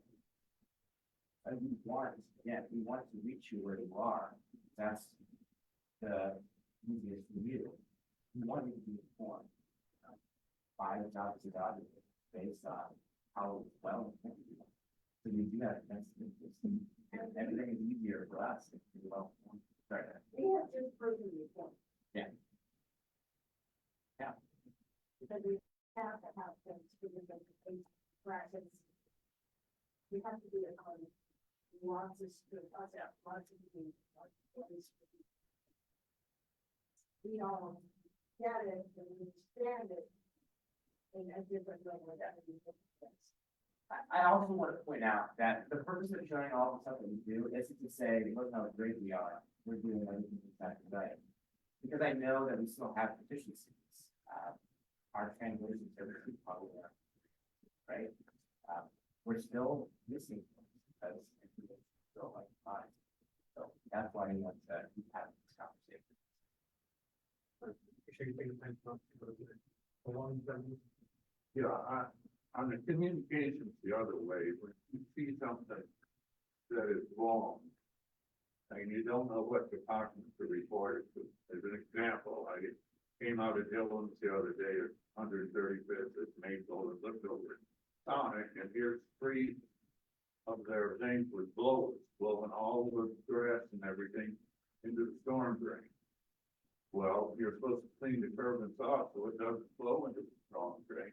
Here's a commercial operator who's blowing in the storm drain. How do you report that? Who do you report that to make somebody aware of it? That's the way they have for it, but yeah, we go to the app. Brooke? Yeah. Okay. Or find the right person. Well, that's one for you to work on. Whoever does Sonic blowing. And they had a good pile of it that they were blowing out. I'll look into it. We respect everyone's time, if you want, are you good right here, or ask point of order, you have questions in the public, you know, were there any comments? I'm sorry, I'm trying to chug along with their, everyone's time. I will be brief. My name is Vince Hancock. I'm from the Atlanta area. I have something my professional background is in information technology and mass communication. Exactly. And what comes in handy is my chronological placement directly and and the time allowed, I can't fully educate you on the types of propaganda, of all the different types of propaganda that are out there, and how governments have abused communication in many ways that others can. I will ask you to ignore everything. That's your propaganda.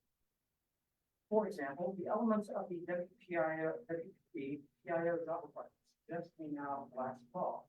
I seriously consider that more. The elements of that, but the PIO, Public Information Officer, needs to develop and implement a comprehensive communication plan with strategies and tactics for effective communications with the media, with communities, and other stakeholders. They are to develop and maintain relationships with local media outlets, including newspapers, publications, radio stations, and other community influencers. The last part is not good. Write and distribute news releases, advisories, and other communication materials such as necessary to inform the public and promote the Department of the United States programs and its offices.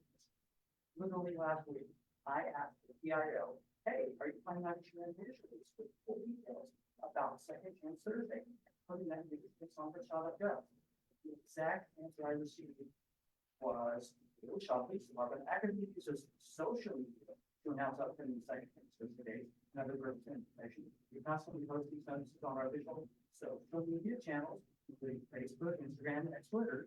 We highly encourage the Dayton Neighborhood Association, all of its valued members, to follow these accounts. Engaging with us on social media will ensure that you receive timely updates, enhance your ability to participate, and share these opportunities with the community. Not one statement effort, we'll make a press release and put it on the .gov. Because that is the double speed that our people are thinking about. Younger generation, as soon as they got mixed with social media, why should we learn how to do our job and write press releases? It is ridiculous. Our previous speaker said, we're not reaching people where they are. Several years ago, citizen acquisition council complained about being surprised by computer analysis. And wisely so, former Mayor Jeff Longwell asked, am I expected to not on every citizen's to work? Bottom line, citizen is unwilling to bridge that communication gap. It's okay if they want to check out, not check in later.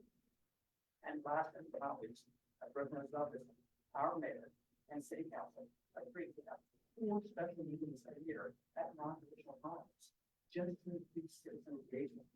Sadly, communications team has created no dedicated youth mixes, no civic engagement alerts about issues things. They're meeting in the full time here just so that we can work them to do their meetings. If Tom will not tell them. Now, granted, we put things out to the citizen department, they have no obligation to put them in to generate the president. But when I help my neighborhood editor, if I can't get information on people up there on the line, how are we going to do it? Neighborhood better when there's no coach.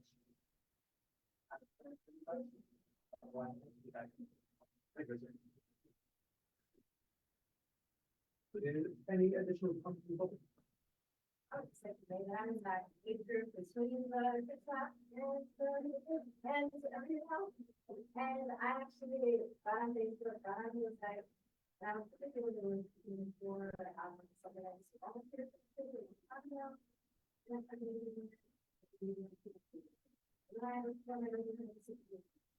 I'm not person. So, now they were like to ask me. And then so that would be good because I could have planned to do everything else. So I thought, great, they got me a lot later, but it's doing it. Then I was like, oh, maybe other people, and also. And then, you know, we started talking. Really kind of really kind of how we go. You know, this just opened up like a lot of talk. Yes, a lot of information, but there's everything. The people that I was.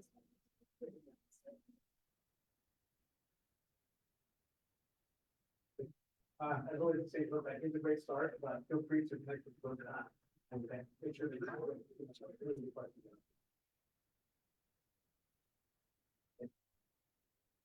all right, next we're moving on to the Woodstock zoning notification letters, that happen in the finance department.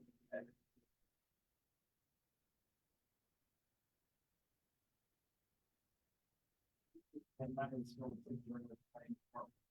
Before you do zoning items today, I'm bringing forward reading an item that I had a public conversation with my department and with the sort of council prior to even this year. And so we're really just kind of bringing updates and like the last item, giving feedback, you know, decisions made tonight, presenting to you where we are at this point. And you see that feedback to do even all the other city as well. So it's kind of interesting, you know, kind of thinking back on public engagement, because it's exactly essentially what we do for public engagement. Ours is a lot more strict, though. And this is essentially looking at whether or not there's some changes to city policy that the public are not taking such a requirement. So an overview, there was some interest in the background and how this all works. We're going to look at the current practice and what Wichita does in terms of the supply department, the city, and county. We're not going to talk about the county side, because that's anything that this staff talks about. We're going to talk about mail notifications, both the distance, recipients, languages, as well as the content. Back in 2022, like I said, it's been some time. There was some interest from the city council. We started to do some research and met with the public providing to the dispute document addition to the documents for the advisory board, especially as we have the same audience when we come forward, filming items to where when there is public engagement at our items, sometimes the conversation comes up as well. I didn't get notified and want to know, well, you live here or you're not a property owner or something to that effect. I agree, so we've been engaging with the public and city council for almost 2 years actually. That didn't happen, but for current practice, we have a zoning process, we need an application. Prior to coming to that and planning commission, we send out mail letters. We'll get into the details of that as well as all of the newspaper. So it's the same way to talk about that again, is because we probably add quite a bit to that bill. We did not need to publish in the newspaper. Not to mention they do it by like their notices and further. After both of those, they got meetings, they would initially the city council and so on and so forth. Project. Public notification, they're required by the city of Kansas newspaper. This would be affected by the charter ordinance that the council was talking about. We could shift from the newspaper to online to our legal requirements there. We're also required to send our letters out by mail, but we have to be out 20 days in advance to the public hearing the planning commission. We do a email that is a practice, not a policy. That email is we have a constant contact with those things you can sign up for. Essentially, before every one of our meetings, you can email what there is the agenda and items is informed us what's going on, whether or not it is in your area. You sign up for the listserv, you're going to get all of it. We go to yard sign, that is NAPC policy, as in, like I said, the letter, also state statute. We have a department webpage, we post all of our agendas and things online, where we have just kind of one-stop shop for the future 5 resources, much like we have posted like that. Okay. On the letter, like I said, it is required by state statute. The city cases have a minimum radius of 200 feet per state statute. Back in 1975, the city decided they have more engagement. The next slide. Depending on the acreage you have for the project, you have a graduated list of a radius for notification, anywhere from 200 feet to 1,000 feet. And the next slide, we'll talk about how it goes to property owners. That is a state statute, and that's one of the topics of conversation with this engagement is whether or not we need to draw it outside of just property owners, because there are places, especially the way society is going, with having private things long-term rentals areas, not necessarily the transit population has in some places on. We do a previously to register the ways in the neighborhood association. Slide please. The applicants, where do we get that from? We're requiring applicants to submit a certified ownership list, that means a title company has to use that list for them. It is a certified list, meaning the abstract which signs it, and essentially we're saying a title company would likely have the most up-to-date information about who owns property in the rate. It's obviously really good for mistakes in there sometimes. The title work is really that they have people say, hey, I got this letter in the mail. I don't live in anymore. You can finally contact that person. There are some legal ways to address that. Essentially, NAPC can find that. There's stands and notifications of given. If it was correct on the part, it was produced by the title company, we have to go off what they say. Sometimes that right does take a little bit of time when knowledge changes. This is the required list as part of our application form. We have to forward with the application, so we have to have that list. Because those letters are required for us to notify the prior to it. So no and notice and protest. So as you guys have worked through zoning cases before, the city was able to go above and beyond the notification. However, the protest is also set by state statute and not still remain. So there's a next slide that you'll see on the difference about the notification range, the green arrow, in this case, the notification is the brown rate with the 750 foot radius, but eligible properties to the valid protests are within the 200 foot range. Through this process, we have talked with people working in the city, who have said that even if the city were to change certification practices again, to be above and beyond the state statute and just kind of look up the site. I don't know, understand all the legal behind it, but essentially say we're not able to increase the protest areas. The protest for the city that we make still regardless of if there are changes to the certification process. Right, please. We did a review of nearby cities as well as other cities in Kansas, just to say where do we land on the spectrum. So this was the first review of other cities in Kansas. You can see here that some of them, or most of them on this list, just do the state statute requirement. So obviously, if it's a state statute, it not only applies to Wichita, but it applies to all other municipalities in Kansas. Except for Lawrence, who just has a standard of 400 feet, they went above and beyond. They don't have a value of this. Sometimes we're actually a little bit more proactive in notifying folks. But according to this list, of course, we didn't really exhaustive list of every municipality, but we actually do a little bit more than even some of our neighbors here in Sedgwick County. Next slide, please. We also went out and did a review of some cities in some other states. And don't necessarily get bogged down in the details of this slide and the next slide. Essentially, there's a variety, and sometimes in some of the course, they have different state statutes, just because we have a 200-foot radius in Kansas, the state of Iowa, the state of Colorado, their state statutes could require different things. But essentially, we found that we're kind of somewhere in the middle. Some of them have a minimum distance of like 200 feet or 250 feet. Some things have a 100-foot radius, like in Broomfield, Colorado, they have a 100-foot radius based on the type of application. We found that we weren't necessarily the bottom end, we didn't necessarily do the most all the time. We were somewhere in there, which was kind of good feedback to say, essentially what the city did in 1975 kind of put us around what other cities are doing across the country, at least in the street. So we're not wildly different, whether it comes to the lack of notifications or the abundance of notifications, we have how you look at it.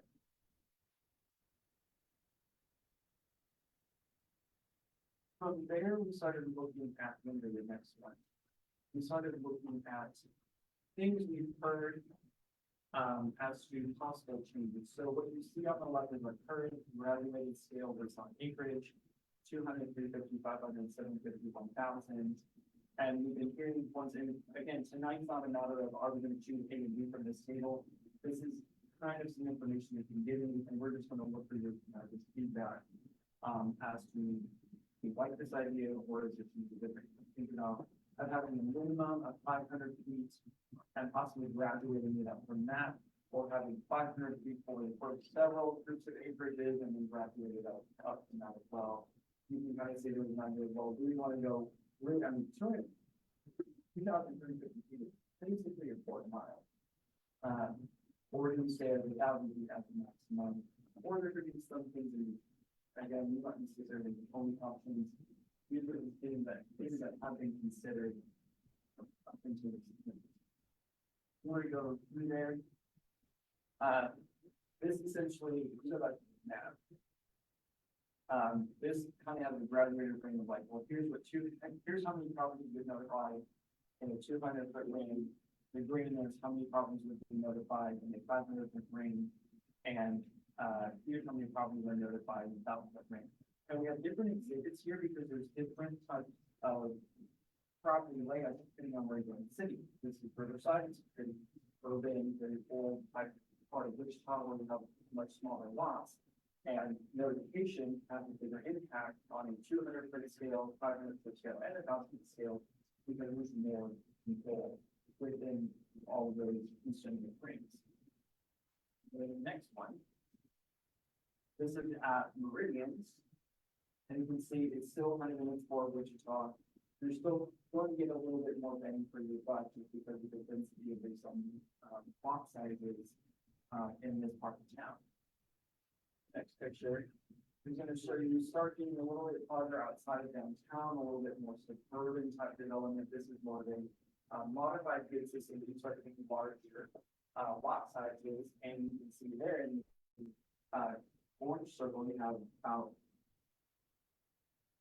11 properties getting notified, maybe close to 15 in the other ones, and so on and so forth. As you go farther out, because of the way in which the property is laid out and the lot sizes that you have when farther out. So, of course, we need to get probably farther out to the room, so we'll be able to probably pull the sizes and like that and mark the lot sizes depending on the subdivision. And so that's kind of what's important in this, is well, some, those 200 feet actually have an effective radius in more than 200, or if we need to look at expanding that. The caveat to increasing the notification is cost. There's two different types of costs we need to look at. One, cost to the applicant, because it's on the level of equity. You have a corporation coming in, which they're going to require you to have a 500-foot list or a 1 acre piece of land, which is normally 200 right now, and their ownership list cost is going to go up. Well, somebody with a corporation, they're going to have the money to do that. Well, now you have average Joe citizen who's just looking to do a small donation on a property or something like that. Well, now they're having to have that burden of additional notification help on that, and it might try to stay in-house than being able to do, or asking to have the same right or opportunity to do the same thing with the property without a corporation. So, we did some research with title companies. They said there's a minimum $175 fee for 10 addresses, and then $18 for each additional property. So as you start going out, of course, also thinking about the other average citizen in Port Wichita, where they have very dense small lots in there, you start getting lists with 200, 300 properties in there. It gets very expensive. You have them out in Wichita, probably. The other thing is, we might charter away from the newspaper of having to advertise in the newspaper, so we have to mail out a physical letter to each and every one of those property owners on that list. And so the larger the notification requirement that the city considers, the larger the planning department budget needs to be. Because these are the costs of postage. We do receive application fees to help offset that, but if we were to pass along or try to capture more of that cost, again, you're putting more cost on the applicant, or you're putting more burden on the city to have to keep more of that cost because of the increase in part for notification. I don't say this is a measure to say we shouldn't do anything. This is just trying to paint the whole picture of there's always consequences for actions. There's an equity thing of when you increase the cost of something and price somebody out. Well, even if we agree to that, well then what is the impact on a taxpayer budget essentially? Because now we're required to manage the cost of that approach to the department. So just things to think about. Yes, sir. Question. So could the applicant do their own due diligence, use the evidence, use the attorney's office, doesn't part of the stuff to be able to have their own findings and that's kind of company to that fee, like start to stay resident? I don't know. That would probably be up to the title company, and usually we don't want the title company to sign off. Whether or not the title company is mailing, that's for them to decide. I'm not going to go way down into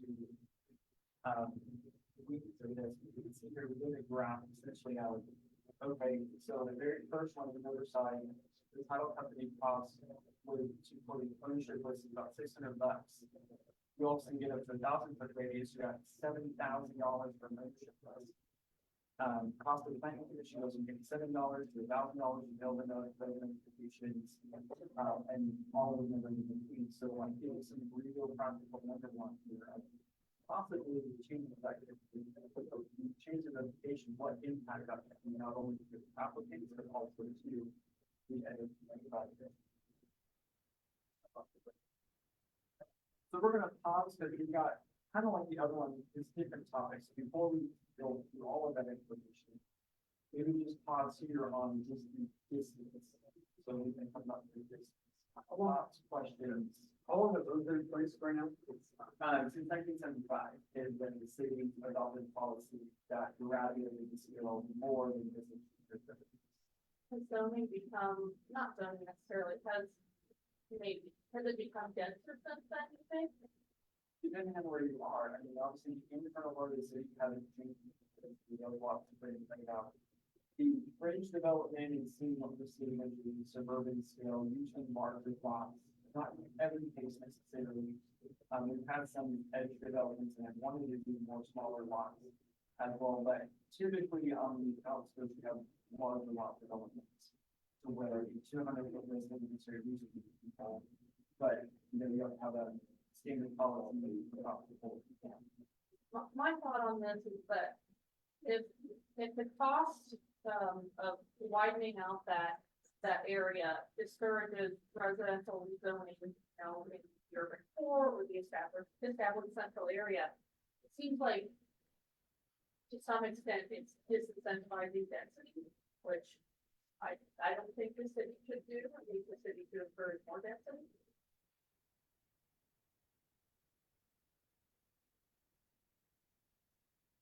What was the main driver for this reevaluation one? My understanding is, especially from down in the line, and the question was being brought up when the zoning matter was talked about, well, how far did the radius go out? You know, well, okay, so it went out 200, 205 feet, or just the next block over, and I thought this is practice. Yeah, well, maybe you should consider that. The next topic we're going to talk about, I think, is a little bit bigger. Well, I'm a long-term renter, and I think that I let it fail because my land is down. So, my understanding is that really sparks on the down to and then consequences.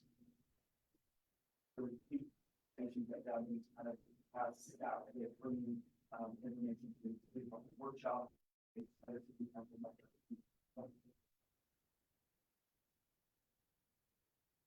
Any other conversations about distance? We like the graduated scale that we have now, even just generally, we like our graduated scale now, being modifications should be made to graduated scale to be like a higher minimum, like no levels in 200 feet for small projects. I know we don't really do that. I think, pretty scale makes sense, and I'm surprised to hear that those are big places, in the 70s. I will echo what you said that, you know, that, it's the same thing that folks in the audience like, wow, I didn't get better, I didn't better. So I totally understand the valuation now. Maybe it's overdue, but for how many years that? Some years that. Okay, but I didn't think that actually. But any other, questions, comments, from the board? That was really for the teaching system, where it goes, you know, residential, to work out two different expectations for those. Not a cost, for, you know, thousands of dollars possibly. That they may not have, whereas, or the like. I think we saw this in other communities where that you might have higher expectations. We are accumulating all the information for gathering. Any question comes from, public? This might be living in it. I've had two different areas in my area. We got letters. 2 days. And first of all, we knew what was happening. They bring all those flags or start doing dirt work. Before it's even. What? So that's a couple different things. So we put our letters in the mail, really 24, 25 days before the country. And with whatever the post office does after that, unfortunately, I'm not about. So I will say that we have for our batch to the post office, probably 1,000 letters, so I don't know how long that. But we try to get it at least 24 to 25 days, knowing it takes several days to do that. So however long it takes to the person unfortunately comes out a lot. So you can hear that lately that some folks big letters on the weekend, I didn't really I'm not sure. Some of the properties, I'm sure the post office is truly out of telling what's good on it. So when it comes to everything over to Jericho, that pretty knows the department, and I don't know what I do, but sometimes they'll have to do the PCP and right on a building permit. Essentially, they can start moving that. And how that process works, I'm only informed. I don't know what's going on in those conversations. As to even if people are ready for permit, knowing that they have to then come back and get permits for their foundation like that, and they can't start that until they so. Right, the neighborhood, that was, the thing is, we went to the meeting and we weren't allowed to do. We had 2 minutes and we, no. That is nonsense. So something that is our own, the process is on,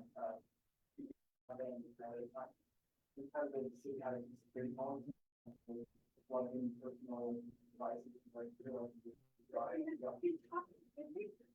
wouldn't let us know. The plan is, they not. Make it strong. Will. These things are going. what she was talking about, like, we're gonna- maybe not, but that's talking about. So I think There was said at the meeting that we're totally wrong.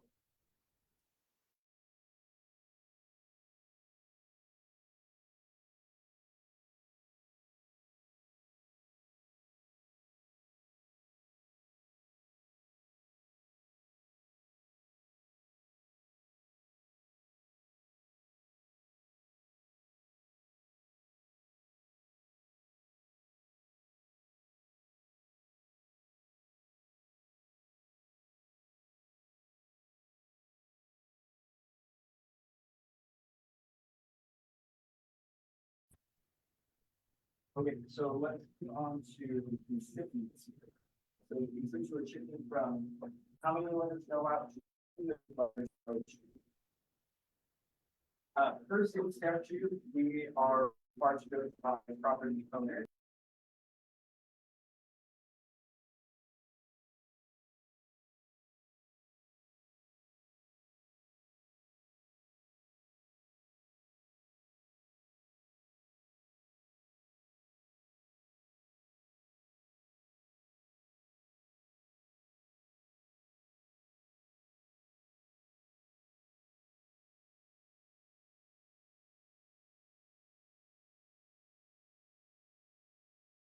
Okay, slide.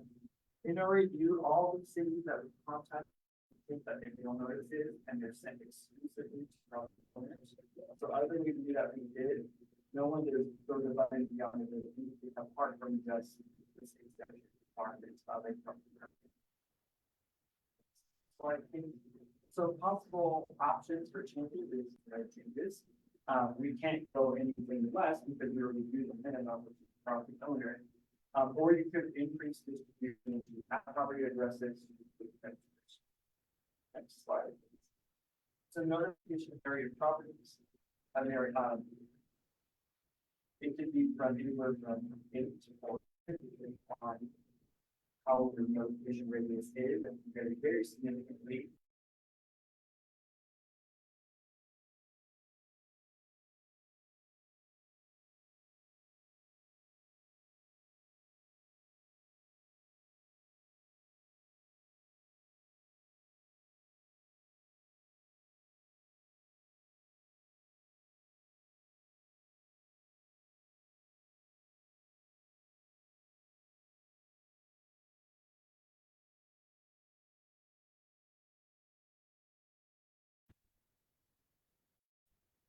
Existing costs, again, we're the ownership rights, starting with the future, so we're essentially would send a notification to current residents.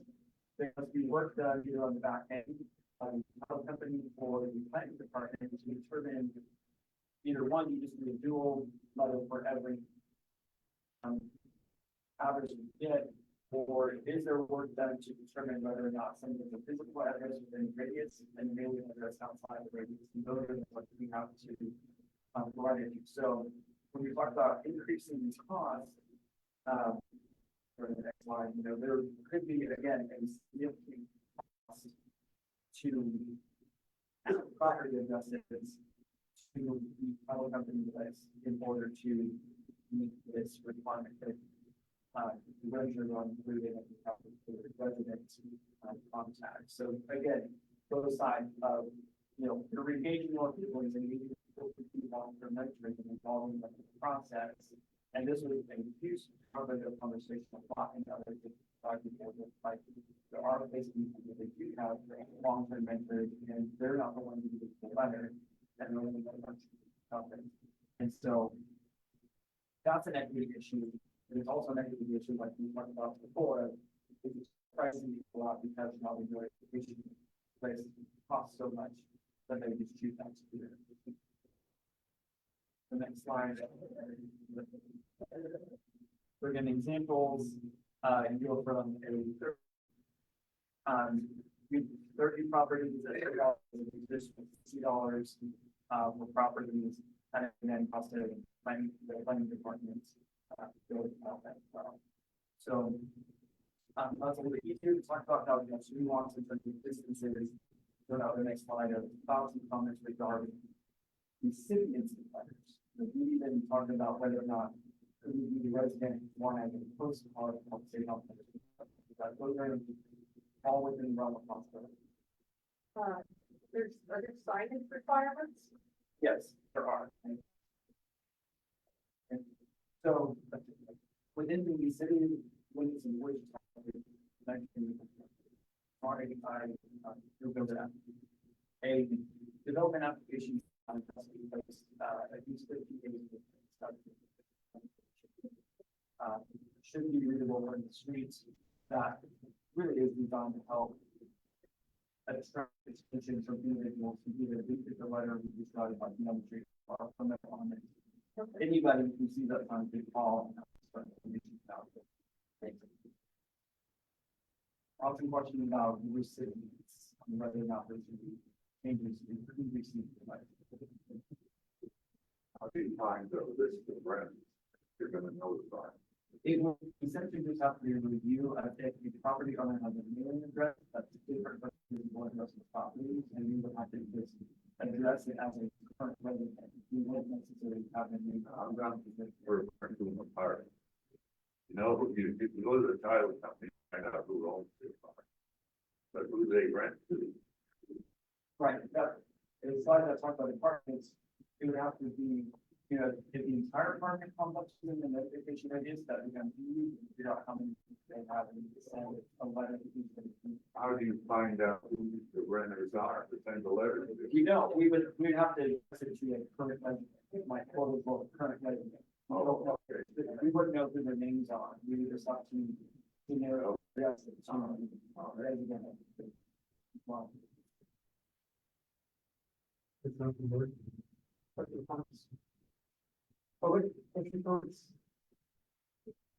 Basically everything, okay.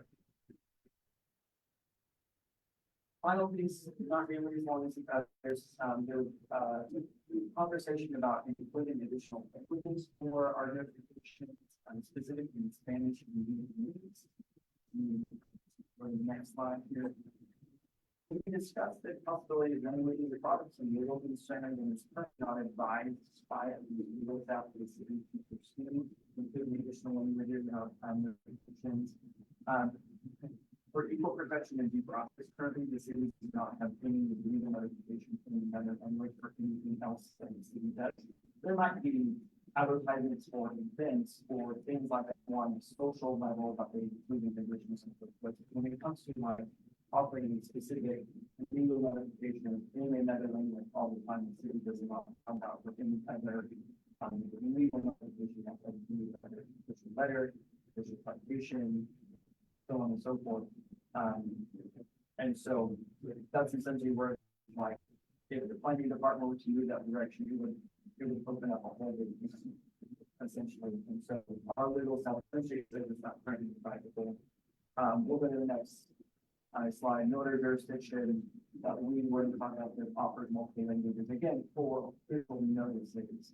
So where essentially they'd be sending out a letter in English and a letter in Spanish or something like that. And there's all those questions of how do you choose which language you send, where you send that out, and three languages, and all of the administrative work about it as well.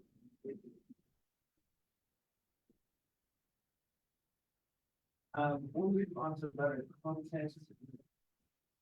I can tell you with this, changing the way in which the letter looks in the field is something that's a high priority in the finance department through this process, regardless of if you know the division radius or anything like that. Just to make it more user-friendly from a visual point of view, making it more of a letter format, includes some more information about this is why you're getting this letter. One of the biggest questions we get or comments we get when somebody calls in and say, hey, I got this letter in the mail, what do you mean? Like, it's chock full of information, it's very informative, but it's almost overboard. You know, and they don't necessarily know what it means. The public says, there was a public hearing. What is that? So, something in fact that provides some additional information of this is what they said, this is why you're getting this, this is what this means, here's how you can be involved, if you want to do things in that future. So if you go to the next slide, you can see this is the front and back of our letters. It's very hard to read it well, comes over at the top, says notice public hearing, telling where the planning department is located. It includes the case number, the case description, applicant's information, what's been highlighted with the planning commission date, ways to participate in the planning commission underneath it. The next page is where we talk about who the case planner is, the district advisory board, they find the location of that, information about how to protest, information about how, you know, that's the council voting to additional public comments, review of all the zoning districts, adding to the city map at the beginning. So a lot of information heavy, but almost too much that people see the words and make it. And so we're looking at simplifying, still being effective with communication, but gearing it more towards what is this? How do you education? What is this? Why are you receiving this? Why is this important? Putting all of our meeting dates in one location so that we don't have to put each two by the that meeting. You know, even our some of them are even grow on the under less. Some of like, oh, I didn't see that was on page 2 because they didn't get that far. So anyway. Really the next, we got some draft changes on the next meeting, so it's kind of hard to read, but essentially that table, just is where all the information on meetings, dates, times, locations are condensed in one place on the front page. Again, just being more user friendly, you know, the important information, see like newspapers are about the whole, what do I need right now, if I would have this person, this, these are going to jump down at me and help better including in public meetings. Lots of questions or preferences on the content. Maybe an option there, regarding languages would be to include a piece in the letter in a different language saying, you need this in Spanish, you need this in Vietnamese, like find it on our website. And a link to that there and posting on the website. I think that maybe I'm missing some nuance, the language piece there and the legalities of it, but it feels like a cop out to say that it's extra work, and inadvisable to branch into further languages. Like I said, maybe I'm missing the nuance there. And the nuance of that is not that they don't want to do it. The first time that the city will do something officially, another thing is simply something that they want to consider. So it wasn't necessarily like, oh, we just want to do a lot of work, but if only one department's doing it, they don't need to go for the other departments that still not. So essentially, the city have to look at it in this and not to move on to talk about that. Yeah. And that's a valid point. The whole legal thing behind it is we don't just want to okay or do something in one department and have no intentions of doing it citywide. We want to top down holistic change, and not just a conversation and not really letting down. So that's a good feedback. You need this in a I lived in Belgium for 3 years. And they have two official languages, French and Flemish. Neither one of them I speak, so when I needed something, I had to use an interpreter. So I feel very strongly that America's English is the language here. If you don't understand it, get an interpreter. Let's focus on the matter, what we have here. Is there any other, questions, comments, or feedback, or other changes? Public, any questions?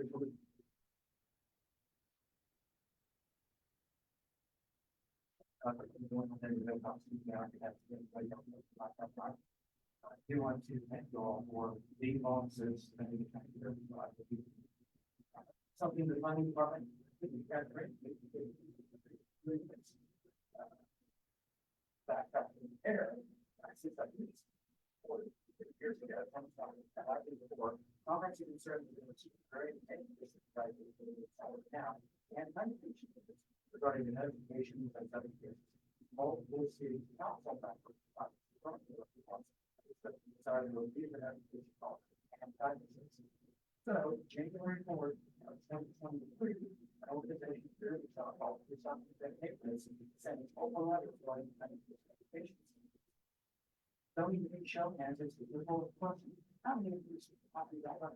How many of you have about the night? I know that. I'll send one. I didn't send the road solution. Send it to us. Six minutes back in front of 1 hour, probably with residents and each other concerned about. I'm just going to get the high points. No, this is what I'm going to say. This is what we're doing how before what is the address. Notification on the government system very well at the time. Notification for efficient environmental sensitive areas. About that. Notifications with no response. Right now, the legal takes it out 10 letters and 2 people are funding negative. The other 8 who didn't respond are speaking voting in the conflict. Last time I checked, that's not exactly right. And they had some ways to offset that, not to cover all of that. Shifting towards democracy for owners and fairness. Case in point, I've done it for 25 years from a guy earlier, because I'm on Facebook account. I don't think I want to conduct yourself to get it off my eyes with it. Now, because I am on a letter, it puts nothing on top of the side. Not in America, I said that. Violation of the some ways. Number 5 point, notification signage. We all know some issues with notification signage, and it's the applicant's best to put that sign on the ground. Last week I caught one in my neighborhood. The property was on this side of the street. They were asking for them to take on. The sign was on the opposite side of the street. I said, I wondered that. Oh, well, we didn't know. Nature construction company will stop. They did. And last, number 6 on the points, for protest, taking deadlines to be at that. So in time that it's first and that second, every once in a while, it goes the other way around. And one very consolation that happens. And the last one always condition of rhetoric and the process. I'm going to send this out to guys, because I think that's better to say it's not like that.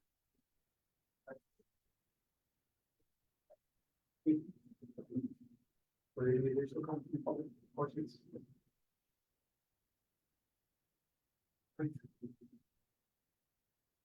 Additional? No fun here for the thing. Oh, that's you too? Okay. Moving on to zoning, everyone's. All right, you guys have your feedback on that, how so we can evaluating and come up and go. Keeping space and legal. Thank you. Moving on to zoning, Steve Keith, put forward 05 and then zoning for the door. This is a dual case and for starters, the doesn't have to look at it on kind of here. So the CUP affects the entire properties and block outline, slightly over modified. Still outline there. It's on the northwest corner of Southwood, that's the park there. The pink dash lines in there are the city boundaries. So essentially there's probably a little bit less than the county, probably on the south side of the county, so it's kind of an area where you have a box scholarship from the city and the county, is obviously basically the city, that's why it's here. It includes a zone change from one of the new parcels within the southwest part of the entire area. That's what the zone change is about, the non-particular parts of the this land use is, that aren't allowed to be currently considered commercial. That's the problem with it. This committee in a plan is existing, they're significantly modifying it. And although there's details, there's a lot of detail in the staff report, I think you'll have a lot of it. Certain solo changes to improve that, dive into every single detail of life. It's from the other, when they, you know, like, if you have questions about any of that information, then you'll ask. Talk about what it is. So we're going to focus on some of the bigger aspects of what they're asking. And I'm looking at the difference between currency or original second drawing and the it's 630. So this is the current layout of the community plan. There's 9 parcels. Parcel 9 is the big one that encompasses the majority of the land. And it has several out parcels towards the corners, in the park there. They cut out in the very corner is Quick Trip. That's not part of the CDP. It just looks like it in the drawing because you know, maybe that's what you guys. So that's not part of the CDP. Go to the next page. This is what they're proposing. They're essentially redistributing land to different parcels. They're using the parcels and parcel going to different locations, and that's kind of where we're not going to get into that. Essentially, they went from 9 parcels to 8 parcels and several reserves. The parcels are more evenly distributed in terms of size. The development standards on them are generally the same. The one thing I will bring up is the coverage percentage. The current CUP has all 9 parcels have a maximum building of 35%. Essentially what that means is you have a parcel of 100 square feet area, we build 25 square feet. Like 50% of the square footage of the parcel that is building. The gross floor area works with building square footage where say you have a gross floor area or maximum building coverage of 35%, then have the gross floor area 50%. Well, that means you're going to need something more in order to accomplish this square footage. That makes sense. If you only cover the ground at 35%, then you can allow more square footage in order to get that extra square footage to build on the same storage that to accomplish additional square footage. And then we're going to talk about maximum building height. So we have standards right now, 35% building coverage. Some parcels have 35% max gross floor area, essentially it will be single building. One had a 60% gross floor area, which again would allow it multi-story building. And then anywhere from 35 to 65 height. That is more evenly distributed, where there are now only 5 parcels that have 35% building coverage. 3 of them at 50% gross floor area, 3 parcels at 50% building area, and the other 5 at 65. So all of those increase. And then 3 parcels have a 35% building height, and 5 parcels at 65% building height. Before we get confused as to what all that means, I'll boil it down. We go back up to the original. Remember how big parcel 9 is? Parcel 9 was the one that had 60% gross floor area. I'm sorry, 50% gross floor area and the 65% building height. So if you scroll back down, several of the new parcels now occupy what was parcel 9. When it comes to like whether or not this is a massive change in shift as to how the entire site could be developed, it's really not, because what was allowed on parcel 9 is the vast majority of the site is now being occupied by several parcels who essentially are allowed to do a parcel 9. What are you going to do that? Does that make sense? Okay, I know it's really into the weeds, but if you just look at the figures on the report sometimes, I didn't have to use that, it's not flying into, generally design developed based on health. So the nuance in there, we're changing it from the Rainbow Meadows findings to one line.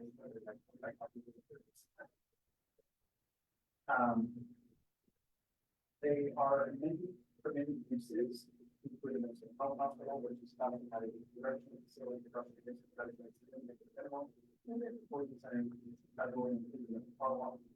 And again, they changed from general commercial to limited industrial on 115, which is southwest hospital, south.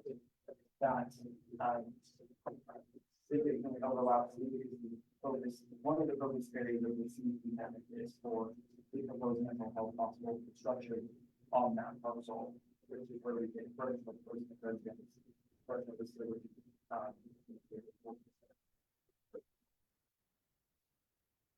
Sure, you say all the way. Or next building. I will refer to the vision on that one, but building number one. Let me get into some of these definitions. So in general, we're talking about a mental health hospital. My understanding of the way in which this is going to be operated, the reason they need to correctional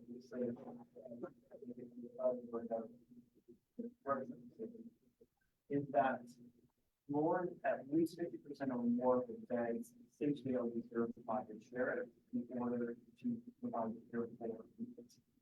Partially not, through the development out of this, or review this application of law, why didn't like St. Francis or Yellow or Wesley have to be considered residents? And the purpose of the background to that is, well, yes, they do provide care for inmates on occasion, but the purpose is not to provide care for individuals who are in custody. Essentially, individuals coming to mental health hospital could be significant number of them in custody because of that percentage. This is where that needs to be done. It's still serving the function that it would need to be served, but it's kind of nuanced. It needs to allow them to use it in order to function in the way it's same thing for a freshman history resident. So here's the difference between community and residence. Usually is individuals in custody. They're not in mental health hospital.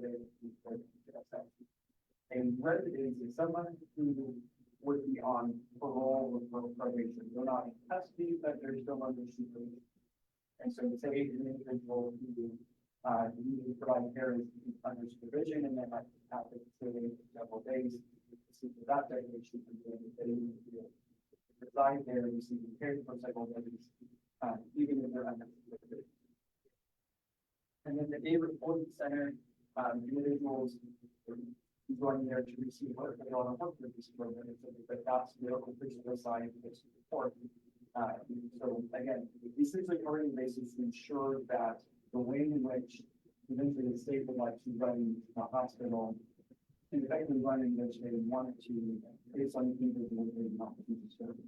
I will let you do that and then I will come here to delve into more in the work that we have. But we have to define those uses specifically community and because of the way in which we were instructed of how the types of individuals about receiving therapy.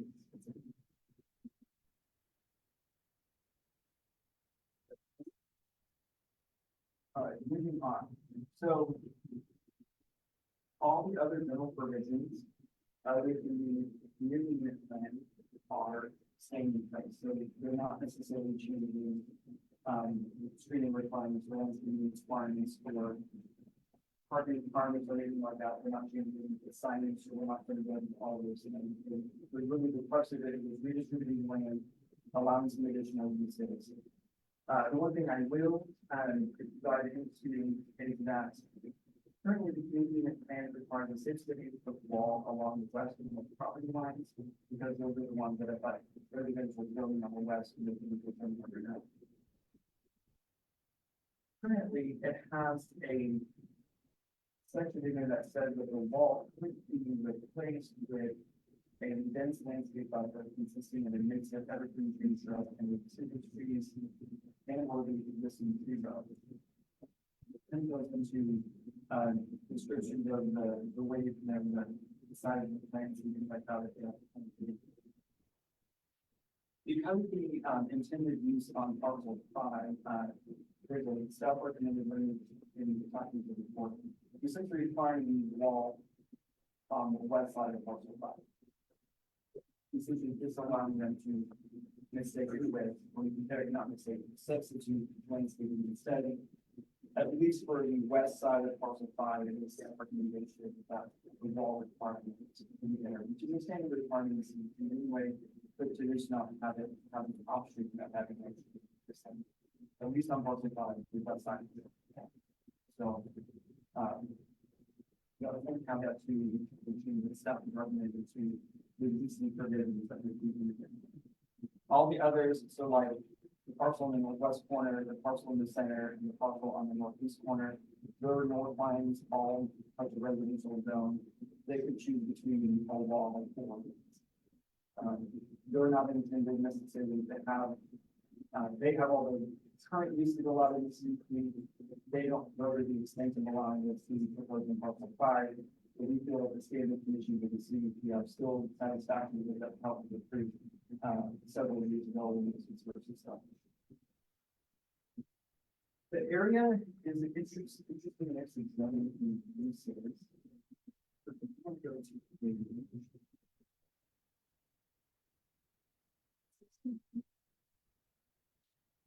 Zoning map, the property in the property in question, that's still commercial. The property to the north is in the white, is a church, it's on the single family SF5. The property to the west in kind of each color is SF20, single family residential, and there's residential uses developed there. That property is kind of a wide green is general practice. Property in red, so like and the property south of Quick as limited commercial. The property on the right, that's planned unit development. Each one of the planned developments that type, obviously not all new developments are the same, not particularly one allowed in heavy commercial usage or industrial usage. And then the last one that we see here is kind of the brown color, that's manufactured housing for manufactured homes. So a very broad range of possible uses in that vicinity within this general area.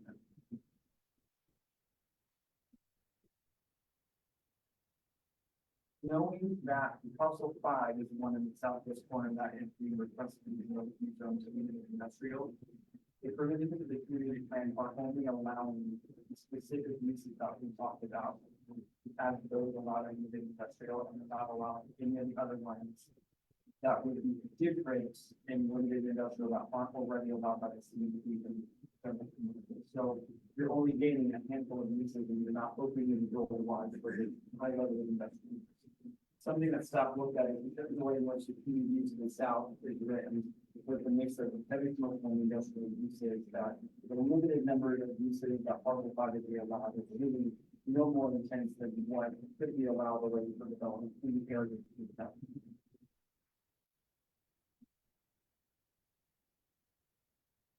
Components of comprehensive plan. Comprehensive plan identifies property and the new residential buildings on the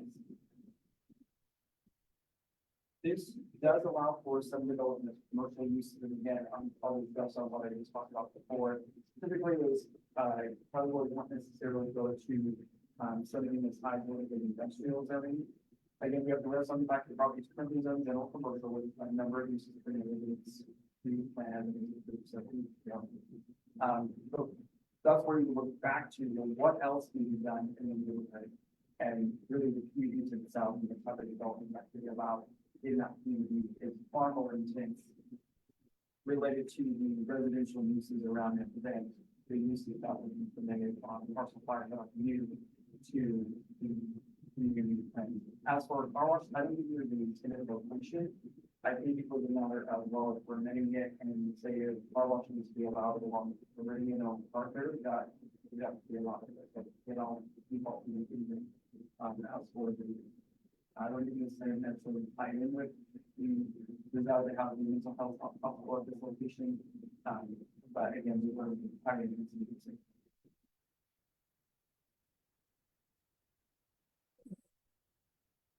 Overall, staff is recommending approval. This was not on the planning commission that was April 11th. So we worked through this down. Who needs to report on the planning commission? Your guys' schedule because guys, on the very probably the month and just the very final. So we don't have any information from them at this point. I guess that was recommending approval. Subject to the modified CED language in the attachment of your step report. I'm full to a note on the 10 regarding the screening. It currently lists that parcel 5 would have to provide a wall on the west and the north side. The north side is internal, it's moving in the plan, and that was not intended. So essentially, I'm the staff provided recommendation that parcel 5 would not intended to have a wall on the north side, that's internal. Because it wasn't normally required to have stream on the north side anyway. We really weren't intended to that in the west side. So if you're making motions, to kind of that correct say, so that just wanted to point that out. So there's on the equal side, whatever you think it should run. So I think with all of that, it's a lot of conversation. I've been sent some questions to you guys. I didn't have an agent, the county said this one, frankly, I could see the whole purpose from the county. That is one of specific questions. Everything is squared off except the little strip in the middle. Is that low area that's drainage, or is that going to be green space, or why is it strictly and not squared off? So this property is added, so we put that into the lot line. That's how we got the place in the middle are planted reserve, reserved for the institution. Full model. I can multiply this plot as well, but they're reserved, they're not a development they want, so they're usually reserved for savings or other type of needs or utility. Okay. I have a Farm ground. yes. And at church, that's a church and a school. I would want. That whole lot. I thought it was still. Okay. I'm in there, questions to come down the board. Any additional questions? I thought the state squashed that idea that hospital that. I can't speak to that, I will. What happened, putting it in Riverside Hospital? You got that building just sitting there. It's got 150 beds, this was supposed to have 50. Is the agent present? What's the, any comments on it?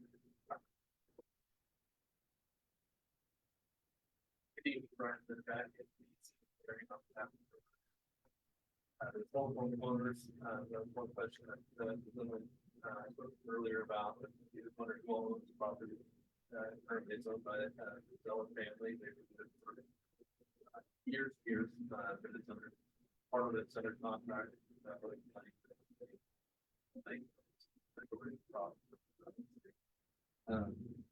We agree with the staff comments. We've worked diligently with staff.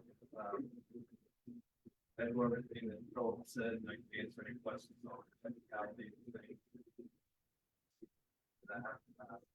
But answering the question about the squiggly lines in the backyard, that it's intended to be a drainage area, but also more important, it's to be an amenity area. Yeah, an amenity rich and all that, in my opinion, what I've seen, the concept. So it's gonna be, I think it's a desirable place.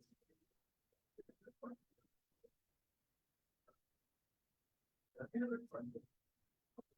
On the matter of zoning. I have a question for you. Would you want that ground bridge in your neighborhood? We can put it there. I guess I would say to that, What was gonna do to your property value? The land uses, there's many land uses that are permitted with this development, and it's not specific to one land use. Like, there's a lot of options. That was a yes and no question. With the provisions that are in place that protect the neighbor's property, you've got a CUP that is put in place, and it's not. You say you put a wall on two sides, though, what about the other two sides? What do you guys? I'll let, Sheriff Easter done said they were his prisoners. I'll let there's special provisions given, for the.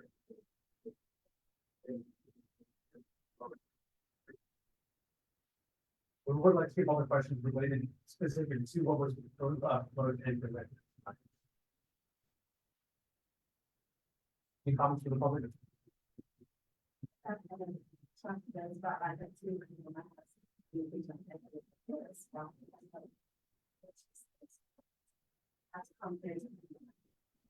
don't know whether I got any questions, but I got some comments.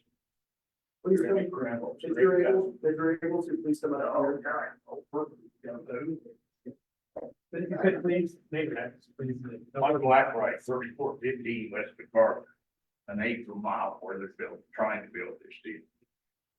There's 7 trailer parks within 1 mile, probably 1,800 families. They don't own the ground, so they didn't get any notification. They don't know what's coming. We got the YMCA here. Kids outdoor soccer complex, indoor soccer complex, outdoor pool. We've got 12 or 13 schools within 2 miles of this. Your housing criminals, murders, rapists, pedophiles, gang members. Would you want your kid close to that? And they can't tell me how they're gonna keep people in custody.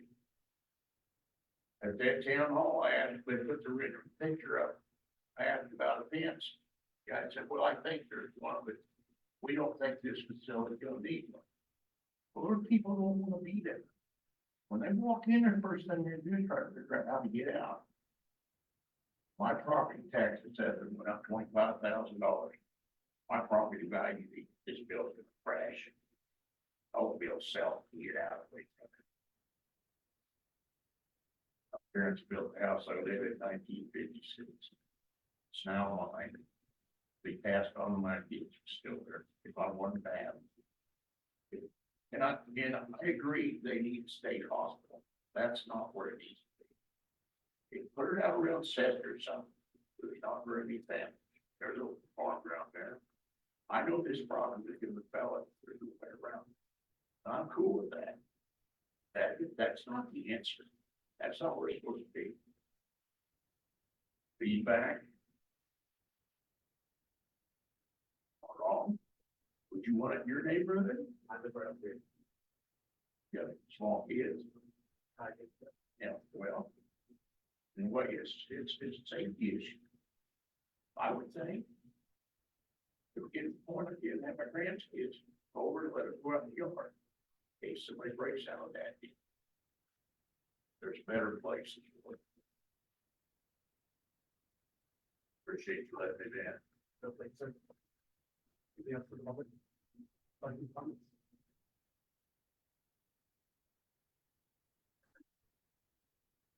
That brings us to make a motion to approve the line.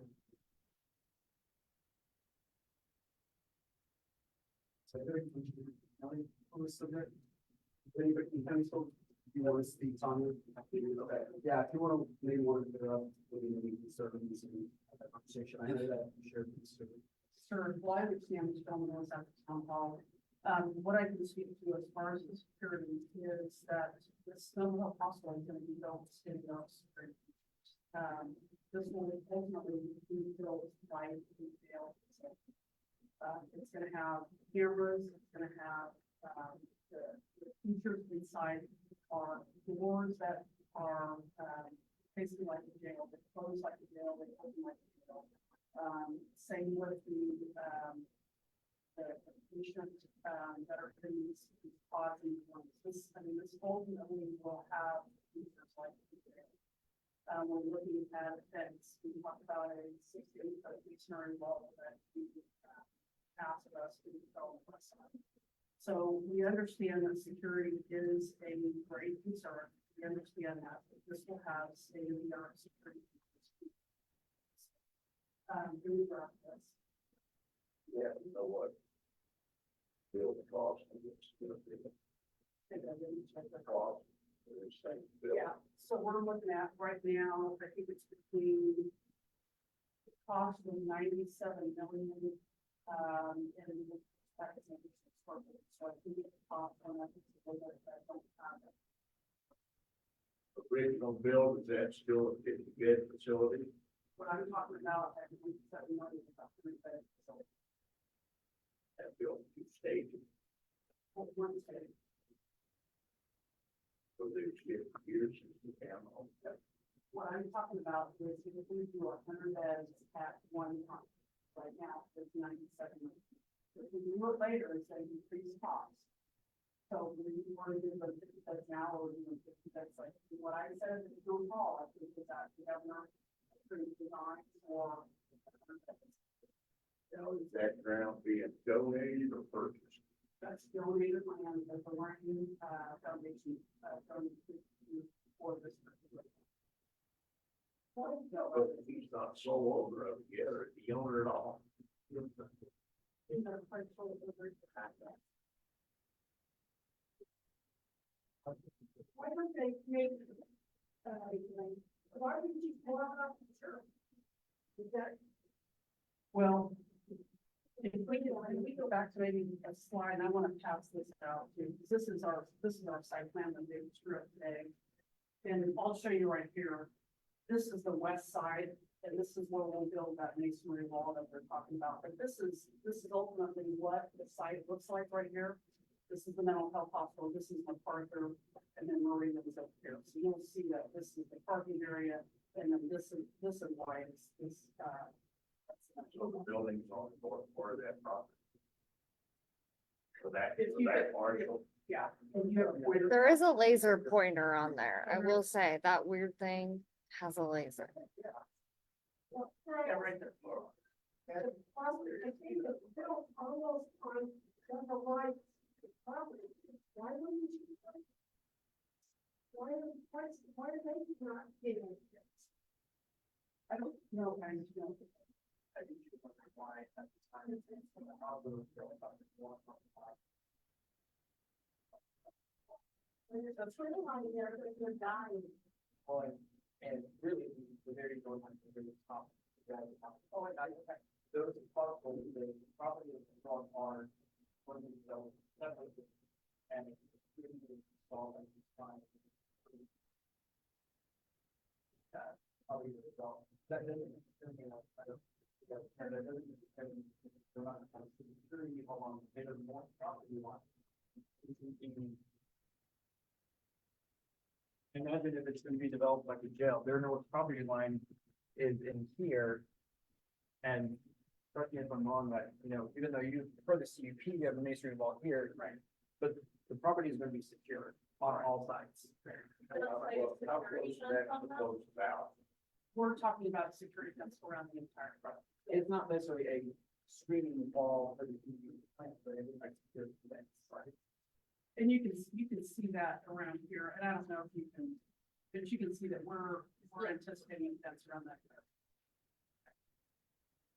Could you speak a little bit to, maybe the process of how the state landed on approving this, this spot?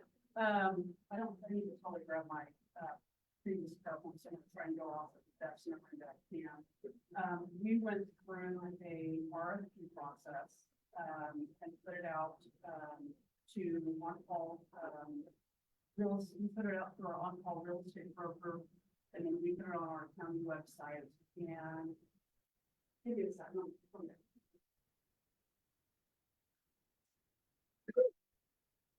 This is what I kind of talked about in the town hall.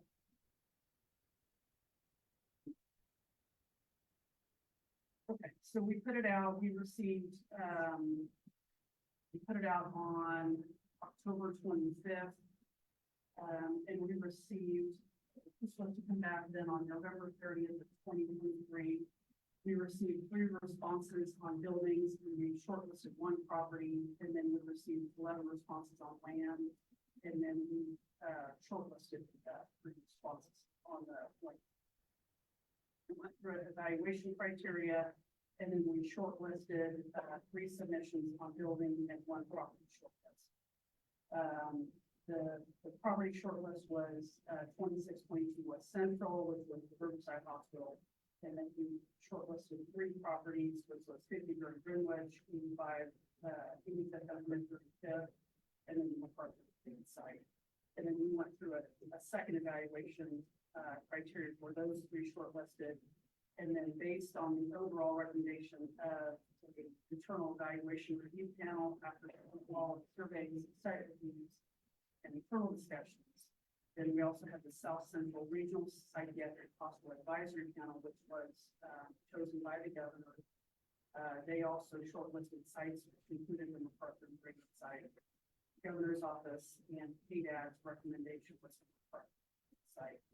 So January 26th, the BOCC approved Kevin staff.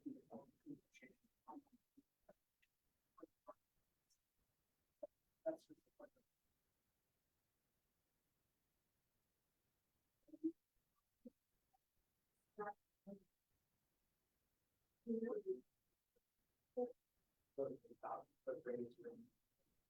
So every one of you know about it better. Probably. Well, like we talked about earlier tonight, right now. Farming and property program.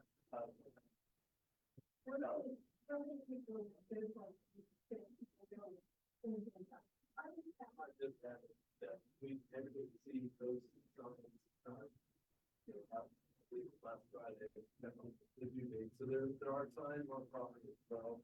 That's above and beyond the man do. So that's another form of public. There was a sign on the south side of the park about that big. Like horizontal, Arthur Road. So you had to look over at the right time to see it. That sign is gone. There's nothing on that side.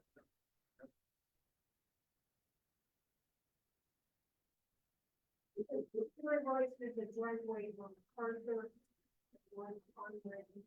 Yes, that's Whitney line in the middle that goes all the way up to the north, that's the Platte Street right away, we got platted and the box.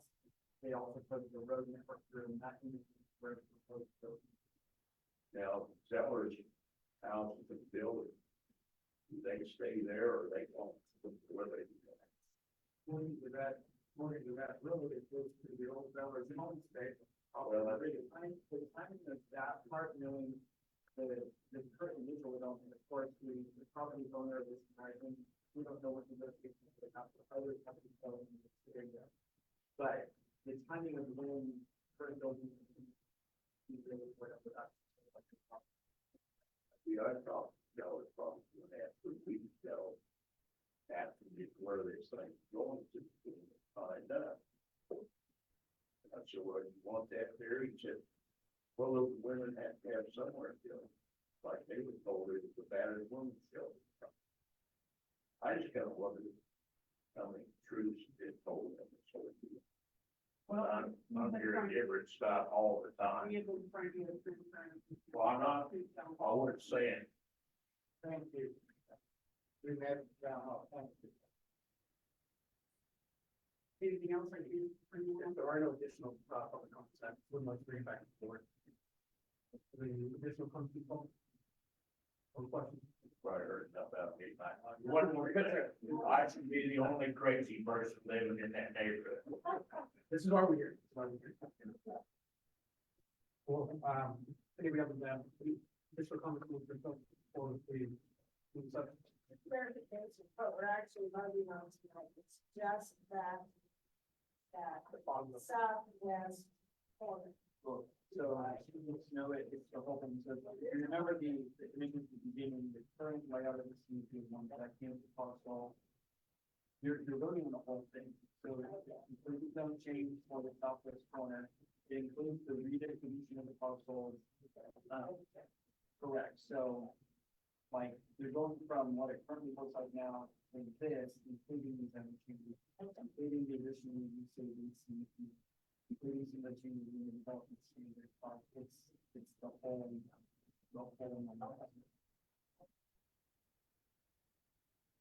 So you can, like, make a motion to approve or deny based off of, staff recommendations. I make a motion to approve staff for that recommendation. I'll say. Approve, aye. Aye. Nine. Really? None. We didn't really get down. 310 for approval. 1, 2. But, And then what's out? Alex. Alex, were you approved tonight or abstained? Approve.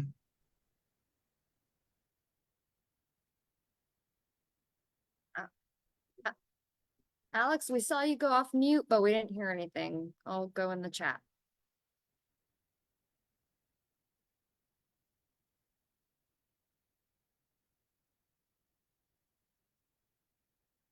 Set up a. Fine. Aye. Aye.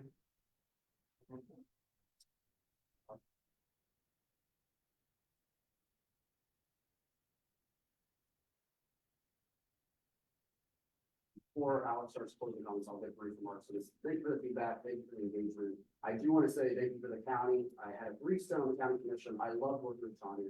And I honestly trust, I don't trust people or I trust Tanya implicitly. I also trust Sheriff Easter in their reputation of trying to engage the public in this. I also want to thank the Lang family for your part for this as well. I know it's a challenging conversation. I think everybody really can realize this to be Mental Hospital. Obviously, people have concerns about it, and I am confident that the county will be able to address a lot of the security concerns. And please continue communication. This still has to go before ABC. It's then will go before the city council, so there's still multiple steps. But I think it's something that we all realize we need in the community. And I'm glad that you brought up the notification process. That's something that the city's trying to reevaluate too, is how do we better engage people? How do we notify people? Unfortunately, we haven't addressed that before this, but hopefully we can address that in the future and make sure that people feel like they can have their voice heard. And I promise you that if you're hearing the board getting vote in this direction, that you're still heard and will be have the opportunity to be heard before the council as well. So thank you for engaging. Do you have any idea how it involved the part of the direction is involved in this deal? I would say that, Tom, do you have any feedback? This is totally changed. Now, it's the state of Kansas, and things need to be reflect certain. And it'll be part of the area. Won't have anything to do with it. Yep, all right, well, thanks everyone for, bearing through this long meeting tonight, very much for adjourned. All right. I thought it was gonna get shorter, being nonsense. I forgot to put, meetings up, Brooke, minority. Who approved it? Who made a motion to adjourn? Second. Yeah, thank you.